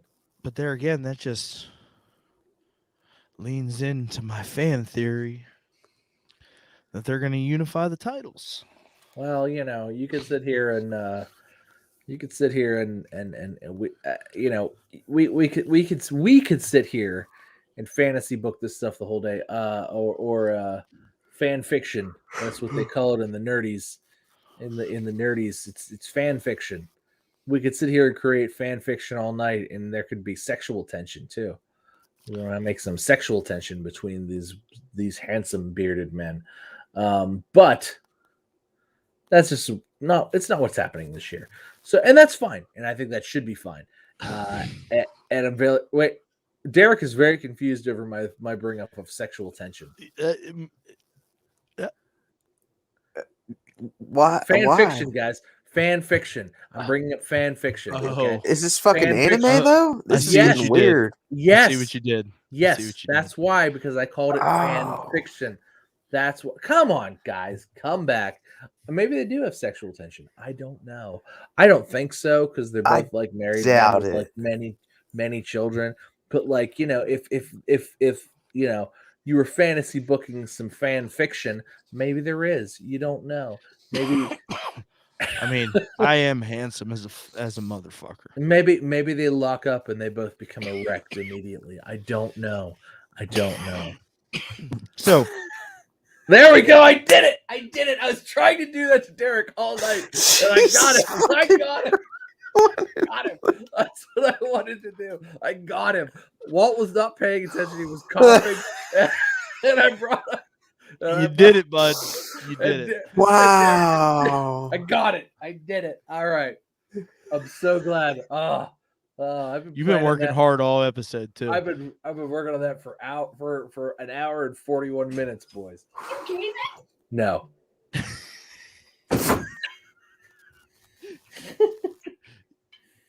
You got a kid check. I did. He You gave me okay? You gaming? No, he said, "Are you gaming?" No. I cheered. I only cheered because it popped Derek in the way that I was looking to do it. That's awesome. Tom and I talked about it. It's like, it's funny because all three of us have our own little game with one another. It's funny. I want Walt to ignore what I say, and I want Derek to go, Jesus Christ, what the hell? Nailed it. Oh, you nailed it. Yeah, that was it. Hey, you know who didn't nail it? No. AEW didn't nail it. Oof. What?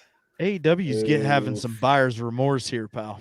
Hold on. So let's talk about AEW real quick, because they put on a fantastic their Wednesday night show was a knockout. Their Friday night show for the first half hour was a knockout, and then like it fell into wet diarrhea.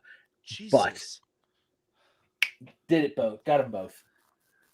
Anyway, but no, you're right. Battle of the Belts.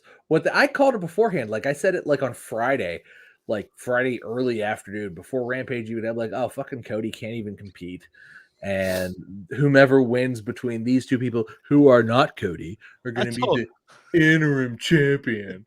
I told Derek Riho beat Britt Baker. He was so hot for like a day and a half. He's like, It was, yeah. Like Jesus Christ.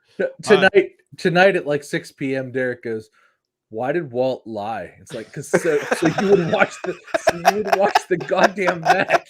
That's why he lied. He lied to you so you would watch it. Oh, shit. I was standing there watching it on my iPad while I was folding laundry, and I was like, well, this match is fucking bullshit. And just stewing the whole time as I'm pissed off folding laundry, watching it after work today. And then I'm like, wait. Dominantly, actually. I'm totally expecting. There were 2 stomps involved and a tap out. Like, it wasn't like, oh man, Riho was so close. Bro, Tom. So we were texting about something random, right? And all of a sudden I'm like, hey man, Riho beat fucking Britt Baker. He goes off. He's like, what? No. I'm like, bro, I don't know what to do with it, man. I really don't. He's like, Jesus, hey, what the fuck? I don't get it. And like, I'm like, bro, I don't know what to tell you, man. I completely believed your ass. I even brought it up in the group text. Whenever like, what do we want to talk about tonight? Why the fuck is Riho the champ?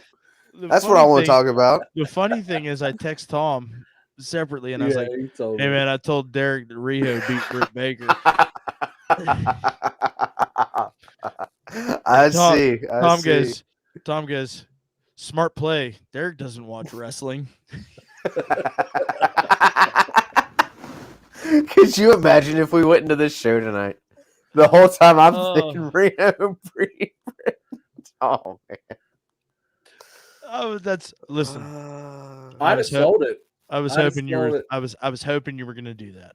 I'd have sold it real hard. I'd have been like, because then I'd have said you were cursed, or I'd have fired you. Oh man. Can I fire? You're fired.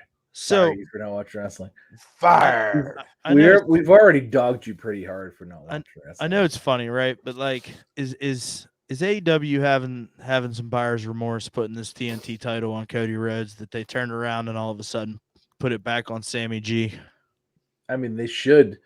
Although when Cody comes back in a couple weeks, because I don't know why he's not cleared. Probably because one of those fucking burns got infected. It's a fucking work, pal. He's a work at this point. Like he just does what he Everything's wants. a work, But really. He wants to talk about Triple H being a piece of shit, but he's the biggest piece of shit in pro wrestling. God, he's so much worse than Triple H. Fucking was, clown. Even at his. Can I dress up as Cody Rhodes to come scare you because you're scared of clowns? No. I'll get a weight belt and everything. Listen, I'll throw it into the crowd. The crowd being you. I'll throw it. As long as you throw it back. You throw it at my children and they'll throw it back at you. Will you throw it back at me? You have to ask Damien, you have to throw it at him. Like, he probably would. AW was probably like, oh, fucking Cody. Ugh. Oh, thank God he's got COVID. We can put this belt back on Sammy Guevara and fucking move forward. Like, I could imagine that being a fucking behind closed doors conversation. Like, fuck out of here, Cody. Is that what it is? He has COVID? Yeah, that's why he tested positive for COVID. Okay, so that's why he couldn't. And they dragged Dustin out. They actually had a pretty good match, truth be told. It really was a good match. Completion of their little trilogy. At no point, all three matches were great. At no point though in that match did I believe Dustin was going to win. I think Dustin actually turned his ankle or like twisted his knee or some shit when he was like doing his little back and forth during the announcements because he kind of like pulled up lame and then a little bit. He was like really, really slow and methodical through that match. And like we come in here, we talk about Dustin being the best out of the fucking three fucking roads, right? But well, like, he is. That was like really, really slow even for fucking Dustin. Maybe you're right. Maybe he did pull up late. There was no point in that match where I was like, Dustin's gonna win this. Although he did get a Canadian Destroyer off. Yeah. I mean, I guess that's really more on whomever is getting the Canadian Destroyer. Well, and then I mean, his crossroads look better than fucking his brothers. That's for well, damn of sure. course. Cody's crossroads. You can't even tell. He's a bum. Sometimes, like he pulls it off, but it's like he does it so fast. It's almost like, was that a crossroads? What was that exactly? I'm not real sure. Was that like some kind of weird twisting neck breaker? I'm not 100% sure. We talked about Cody and the storyline behind him, the fan theory with Tranquilo Club, whatever on YouTube last week. Remember, I got Pat all fired up. Even after I turned off the fucking stream, we were still arguing about Cody. He was pissed. I just don't think Cody's. I mean, look, if he's not going to be on-screen talent, he's a bum. Because you're right, because he's a bum. And I mean, I think that if he was purely a WWE guy, his run would have been over by now, right? Like they'd have relinquished him. He'd be doing the same thing, Cedric Alexander. They should start calling him fucking Cody Cardona, Mid Cardona. Yeah, how fucking Moose, right? Like, let him quit. Good. Let him quit GCW. Yeah, and feud with Joey Janela outside of main wrestling promotions with TV deals. Good God, fucking blow up. The internet will blow up. Is Joey Janela fired from me? Because he's not. Nope. But he's in a storyline right now. With what? He's in a dark storyline right now. Okay. Okay. It's got some attention, pal. I mean, I saw him beat Sonny Kiss. Hey, I he thought told us that he was was sort of going to the take. end. He told us he was going to take 2022 more seriously. He told us Okay. that. I mean, He did tell us that. He's in a lot better shape than he was 2 years ago, truth be told. I mean, not to look, I've come out here and I've dragged this man through the mud, for weeks, and there were days where like I would rather shit in my hand. I'd and rather clap. watch him than Cody Rhodes.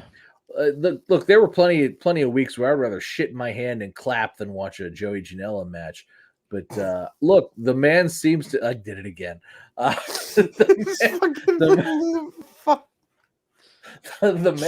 man I've seems even to heard this in my life.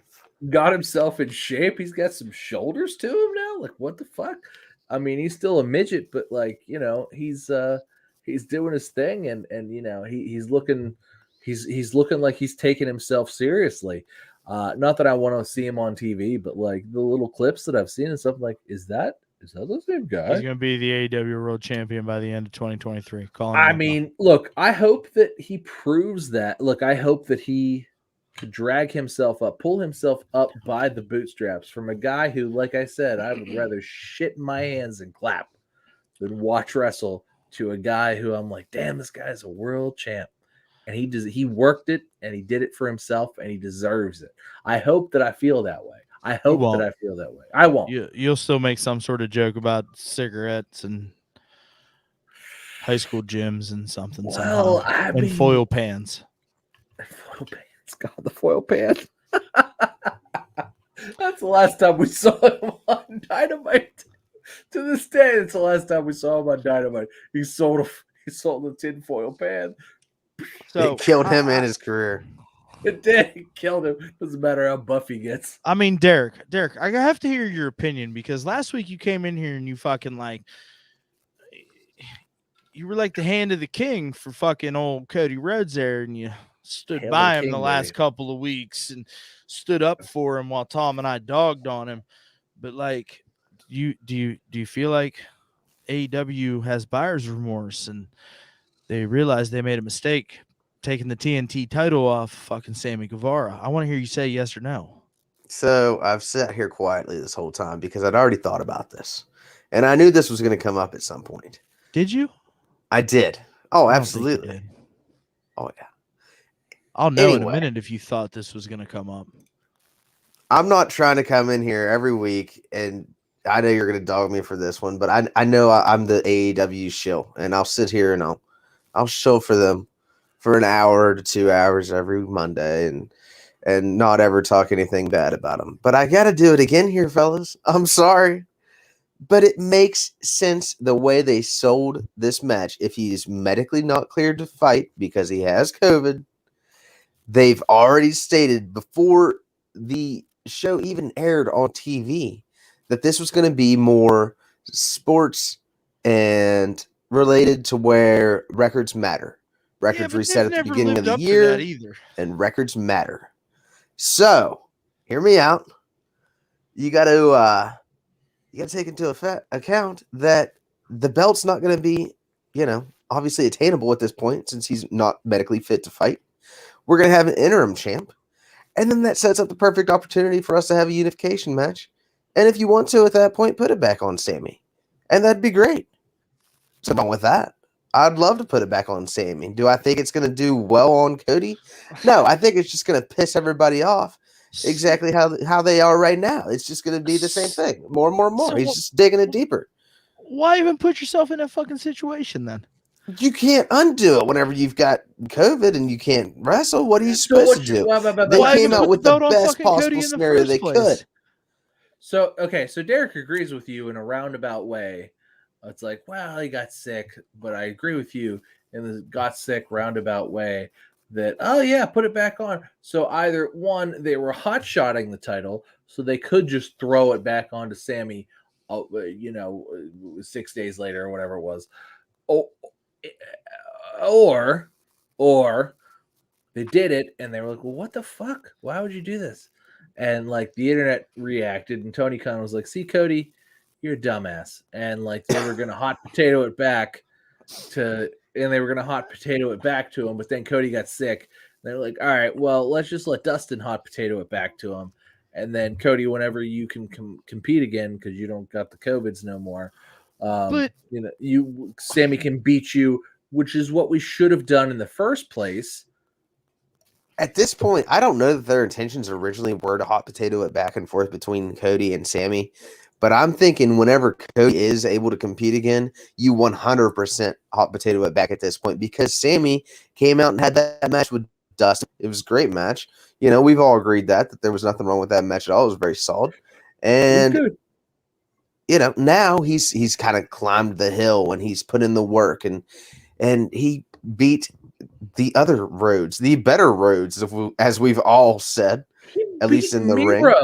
He beat Miro for it. I don't know what the fuck's wrong with him. What? But he's nursing an injury, apparently. Miro's coming back for the title. You watch, Miro's going to have the title soon. The big boy and title. Better. He fucking better. Yeah. Mm-hmm. Okay, but this just goes to show you, Derek, that everything that Tom and I have been saying for the last 20 weeks is true. Cody Rhodes is a fucking clown. He's all for himself, huh? I see. Well, it's like the first ever. It's like he's in with the announcers. God, I stood behind the decision to make him the first ever, Tom. I stood behind that decision. But now he's the first ever 3-time. And nobody cares. Nobody cares. No, nobody cares now. No. Like, why would I care? Why would I care that Captain Hot Potato is going to drop the title, go do that weird talent show that really sucks? He's the first time. He's the first time 3-time TNT champion. But everybody's like, why take it off of fucking Sammy? Why? He's your guy. Place? Like, he's the pillar. Come on, he's one of the pillars. Like why? He's getting back. Make it? Well, he's got it back, but but only in an never interim. Lost it. Yeah, he's going to be undisputed very shortly. Like, why even? Like, look, if Cody wants to continue to bury new heels, that's one thing.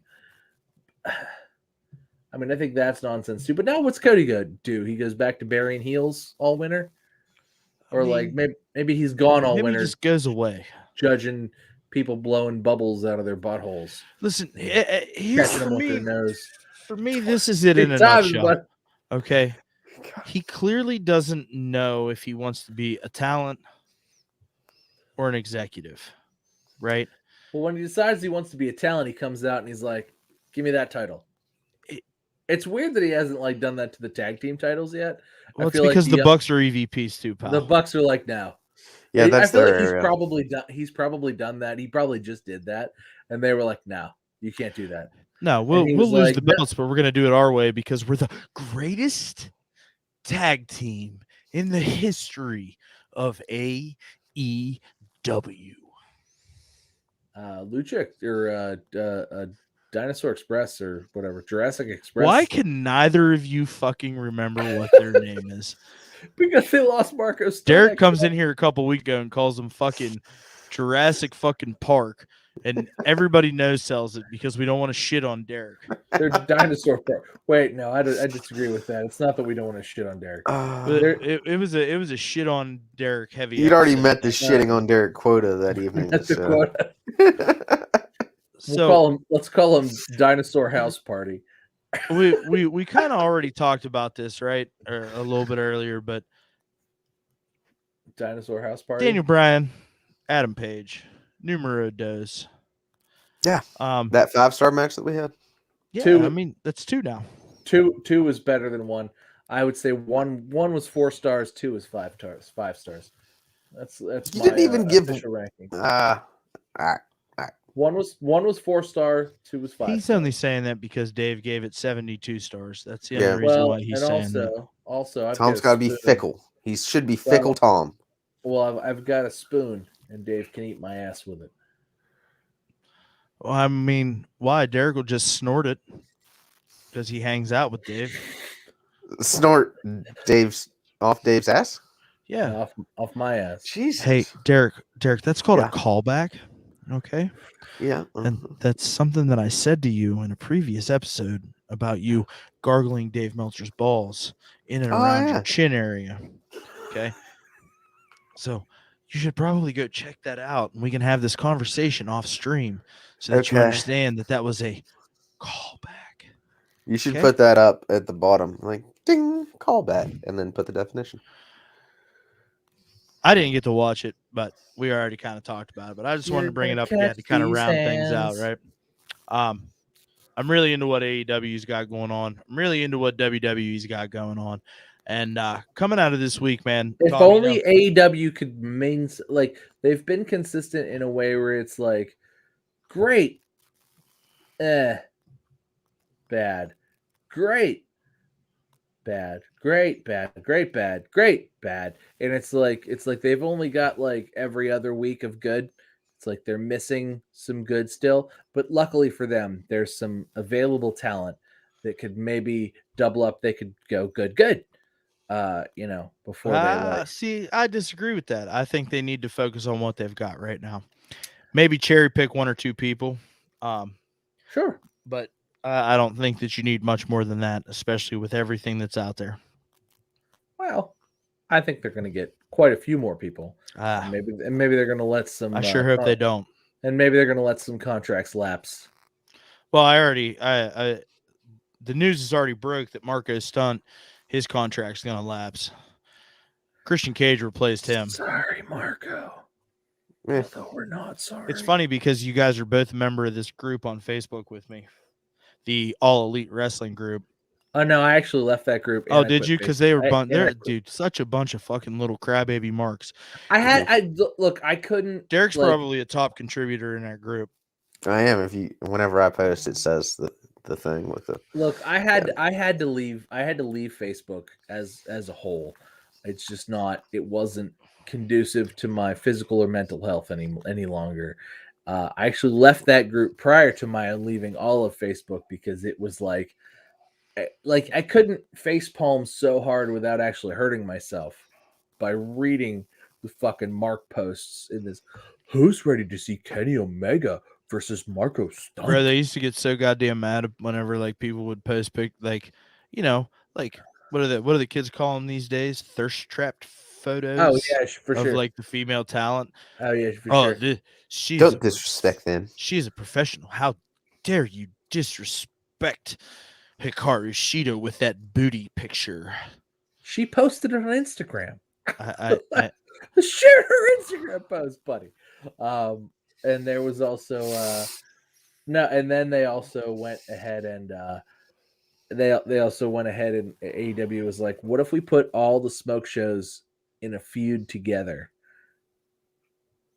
Just randomly. Although they did that and then they feuded for weeks and then that cooled off for like 2 months. Yeah, and then we got a bunch of blood that shouldn't. Now we can have a bloodbath. And it's like, wait, this cooled off. Did we as great as everybody thought that match was, but it was just like I don't know what happened in that AEW group. I'm sure they were like, this is the greatest match ever. Oh my god. Oh, there was a lot of that, yeah. I'm sure they marked out for it. But no, it was one of those like I'm sure when they did it, people were like, they just wanted to put all the smoke shows in the ring at the same time. And people were like, how dare you disrespect those women? And they had a bloodbath match that was clearly not about like the smoke shows being in the ring together. And it was like, the greatest match of all time. And like, look, I like all those women, but yeah, it was I'm sure the marketingness. Wow, AJ really just hit a combo on Austin Theory there. Anyway, go on. Sorry, I'm like so. No, you're. When shit pulls me back in, we've learned to become accustomed to distracted Monday Night Raw Tom. It's good because it's right here. It's very good. It's very good. Why is Monday Night Raw so good? Usually I can ignore it, but it's very good. It's because WWE's getting better. Thank God. Gentlemen, we've come to that time. Oh, God. Is it Vader time? It's time. The most anticipated segment in all of Vader. Professional wrestling YouTube. The One Fall WrestleCast. match of the week.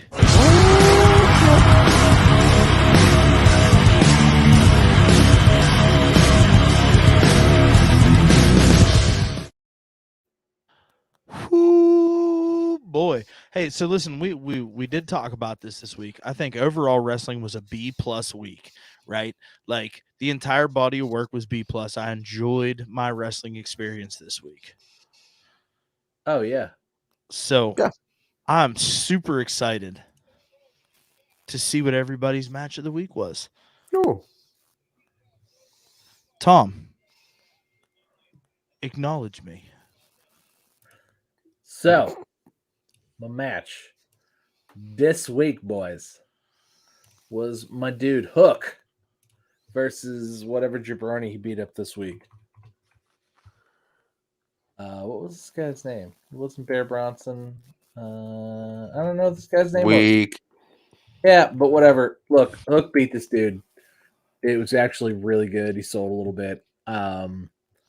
I don't care to know the dude's name. I kind of didn't pay attention to what his name was when it came out because I'm like, oh, this is going to be great. It got 4 minutes. It was really good. So yeah, send Hook because it doesn't matter who you send him against, and that's my match of the week because it's Hook, baby.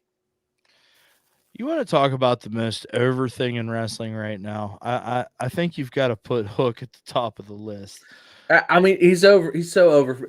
Not only that, so okay, he beat the dude from like the Nightmare Factory. Yeah. So whatever that chooch doesn't matter at all. Yeah, he's Right. definitely going to get a high profile with QT Marshall here in the next week or so. But after the fact, after the match, Oh, it was Aaron Solo. Aaron That's who he Solo. beat. That's right, Dude, that's Bailey's ex-fiance. Well, whatever. No shit. Chooch, Yeah. whatever. He beat a random Chooch. It was fine. It looked really good. Aaron Solo did very good, just getting beat like a Chooch. But then when after the fact, when QT Marshall comes out and gets in Hook's face, and Hook gives him a big old like underhook suplex. Oh my god! I was like, yes, Hook. Because like Hook's a heel, but like he's beating up like jabroni heels, and it's like, man, he beat a Chooch, he suplexed a jabroni. I'm here for it. Send Listen, Hook.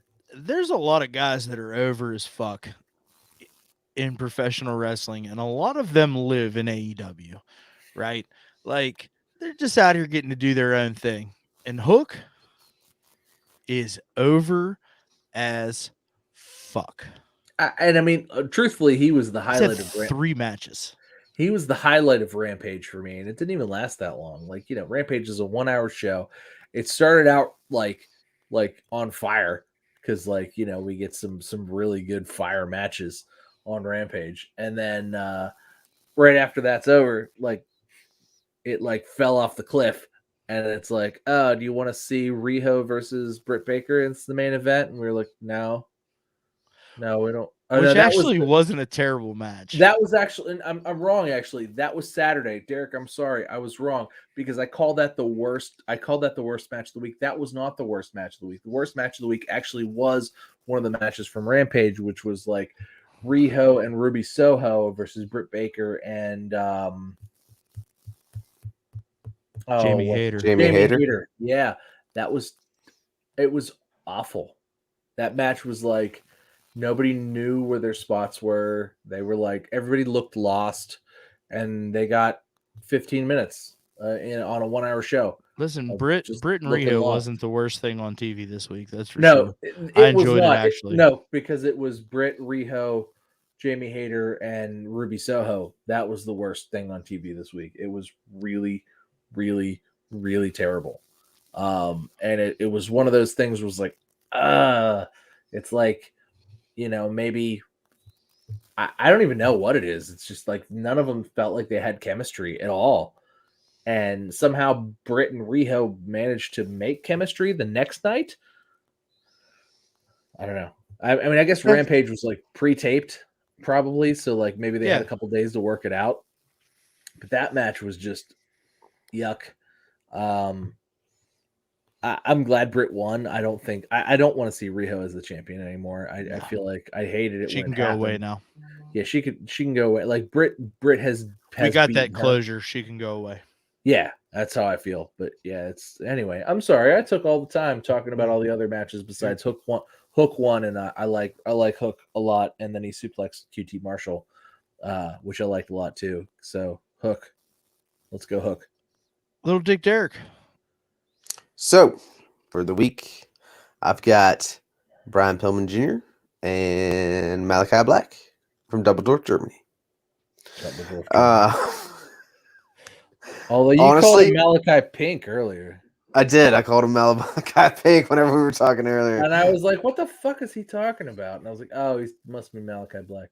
I mean, it was a very solid match. It was a great match. Honestly, the whole 3.5 theatrical aspect of it is kind of what pulled me in more, though, because let me tell you, the best part of the match was Julia Hart coming out with an eye patch on, just to keep that story going with the black mist that So he spit the poison mist into her eye. He did. He blinded her in one eye. She's now a pirate and also a cheerleader.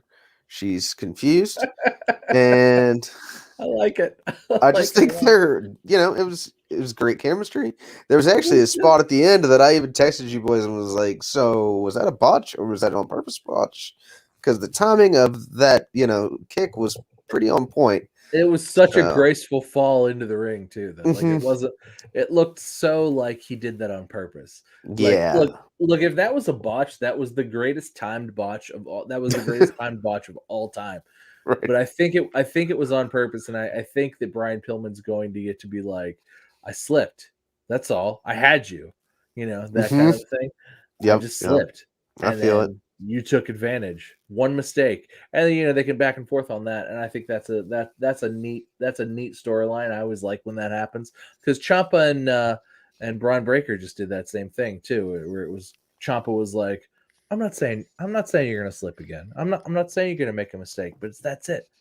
It's that one mistake, And I feel like they're gonna do the same thing. And no, it was when he slipped. I went because I did the same thing. I went. Did that happen on purpose? That was really smooth. That looked kind of interesting, weird. It was really smooth if they did that on purpose, or if they didn't do that on purpose. But and then Jim Cornette actually was the one that was like, "Nah, there's no way. That was all too smooth. That was planned. There's no way that wasn't planned." And I'm like, well, Corny would know. He's booked this shit before. Like Corny would know. But Brian, on Brian last was like, really? Because I wasn't sure. And he's like, nah, it's possible, I guess, but it was a little too smooth for it to be. Corny is, of course, got to be like, I'm right. I'm always right. I know everything. No, because he praised the match. He thought it was good. And then he thought that botch was good too. He was like, that really gives them something to build off of. And Corny coming around is a big deal. Yeah, for sure. Yeah, he was shitting all over AEW for quite a while. He's coming around. There she is. There's Alexa talking with some chooch. Oh, she must be talking with the mental health professional. And she just used magic to make the balls stop going. All right, I'm done. All right, what's your match of the week? I'm done with her. If that's how we're coming back. Well. Yep, that's totally how it's coming back. She's still crazy. You just killed it. My match of the week is going to be quite the shocking revelation. Charlotte Flair versus Naomi on Friday Night SmackDown. You were kind of into it on Friday. I don't know that I saw what you saw, but I was watching it. I watched it while you watched it. It was very much the type of wrestling match that I needed and wanted to see at that point. I don't know. It's hard to explain, right? But to see Charlotte, who's this over-the-top, ridiculous personality that everybody criticizes, and she continues to just lean into it and say, "Oh, I'm going to be the face of the Royal Rumble, even though I don't fucking need to be there because I'm Charlotte Flair and that's what I do." Well, Brock did that last year too. Yeah, so but we're just building off of that. she went out and she gave Naomi a lot in a match. She didn't need to give Naomi a lot. Man, she was bumping around for Naomi. She was in trouble in a couple of spots, and like, she was gonna lose at one point. Sonya Deville came out and moved the goalpost and said, "No. This is no countouts." Right? Yeah. Sonya Deville continues to be the foil for Naomi, which I'm here for. I'm into it. I love Sonya Deville. Truthfully, in my mind, that was more of the story than that match was. But go on. I'm sorry. But it was, from how I watched it, it was very much a respect piece that, like, Charlotte was like, "Hey, you're still fucking Naomi, and I'm gonna give you a little bit of fucking love and respect." She took some fucking bumps. She got herself in trouble. She had a lot of near falls. At one point, you maybe kind of thought Naomi had a chance to win, but then you had to check yourself and be like, "Nah, this is fucking Charlotte Flair. She's not losing on a SmackDown." Naomi's beat Charlotte before. She has, and that's what I'm saying. It's like they very much led you to believe. So, like, the storytelling was, I was into the fucking match, man. It was phenomenal from start to finish. There was a couple of little areas where some mistime stuff and like little botchy, but I think that still goes back to me saying that WWE is a much looser product in the year 2022. And I continue to say this because I want Derek to watch some WWE this week. And I don't know that it felt botchy to me. I agree that it felt a little loose, and I think that they were just sort of set out there to sort of. I don't know that they had call it in the ring, kid. I think they called it. It didn't. It looked more like they called it in the ring. It didn't look more like they botched anything. It looked like they called it in the ring, and there were certainly some hold spots and some slower spots that looked like they were calling the next spots, but and then it explode sort of into spots. And I think that was more the pacing, and it was more of an old school pacing of like, it was fantastic. We're holding each other up in a headlock right now. It's like, all right, you bounce me off the ropes. We're going to do a suplex. I'm going to come up. You jump me. You do the thing. We do this, that, the other. And they called it in the ring, and that's really what it looked like to me. And it was pleasantly surprising, right? Yes. And like you said, it was the match you wanted to see at that point in time. Yes. I don't know that I was in that zone at that moment. I'm buzzing on Friday nights. My kids are still up. No, I'm 100%. buzzing around, but like, I watched it on that. Saturday. I watched it Saturday after midnight, like, down here on the screen, right? Like, I'm by myself, I'm isolated, like, but I'm just saying, once I saw the fact that Charlotte and Naomi went out and they called it in the ring, to me, it clicked in my mind that this is not an accident. Like, WWE's loosening up a little bit, and it's very much a call it in the ring mentality, because now the women have that opportunity to go out there and do a couple of things that you would never see botches or mistimings on. And I'm into it, man. And if they deviate from this, I'm going to be real upset because I'm into what they're doing. And maybe they believe that they've narrowed it down and they've released the people and they just have the talent to do this now, especially with a few people. I feel like Naomi and Charlotte are certainly like veterans to the point where it's like, just go call it in the ring, have a good match. And that's something that they can do from a WWE standpoint and just let it go. Are they going to let Rick Boogs call a match? Rick Boogs. I'm just saying, are they going to let Boogs call a match? Like, fuck I love Boogs, but they ain't going to let him call a match. No, but they're going to let him go out there and get in the ring with Sami Zayn and follow his lead. Gonna love that. Because apparently Shinsuke is hurt, but that's a topic for another day. He hurt his hand. Yeah, he hurt his hand. That's what Rick said. So, Derek, man, call to action, pal. I need you to watch some WWE. Okay, I need you to. I hear you, bud. Listen, no, I need you to watch day one, and I need you to take the information that Tom and I are giving you and watch day one, and then I don't give a shit if you pick it up with Friday Night SmackDown coming up this Friday. And see what I'm talking about, and maybe catch a SmackDown in between. Okay, like Raw tonight, it has been like just banger after, but like I'm not. I mean, obviously I've been talking to you guys, Right. so maybe like I missed some dead time, but like every time I look over, I'm like, this is a segment I want to see. Yeah. This is a segment I want to see. Like they got Bianca and Becky out there right now.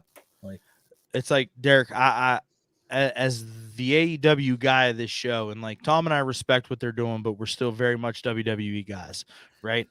And it's Yeah. like, I need you to just take a look at what WWE's doing, and it's It's gonna a fair be request. We'll do. it's gonna go, it's gonna go, and maybe you look at it and you think that I'm entirely wrong, right? And if you are, I'm sure you're gonna tell me about it, but I'm telling you, man, they're making some positive changes over there, and I'm here for it. And I will be the first one to say, they're right back into their same bullshit, because I'm standing here and I'm saying it. I'm really into what the fuck they're doing. So let's keep it rolling. All right. And I need you to check it out. We need to discuss this because Tom feels the way that I do, right, Tom? Like, I mean, I just want, like, I feel like WWE is firing on all cylinders right now, and every show they get out there and put out, they're giving the best people time because they've only got the best people left now. They're giving, the best, they're putting on the best show they possibly can. I felt like for the last 3 years, WWE phoned it in like December, and they totally they turned it up in December. Like that never happens. That and then never January happens. 1st, banger. Right, like they turned, like December was like, why does this not suck? Like this should, like I should literally be like, I don't need to. And we watch talked wrestling. about it every week because we planned like subtopics, like, because we planned to wrestling's not watch generally wrestling. shitty from Christmas to the end of the year. Like we plan to like shut wrestling off in the middle. Like I don't even care what happened at the end. Let's talk about what happened in the 1997 Royal Rumble. But that didn't happen. Like we didn't have to shut things off. Like it was good, and it continues. Like I feel like I've said this a lot in the last year and a half or so. However long we've been doing this, but it's like this is the best time to be a wrestling fan. Is that like absolutely?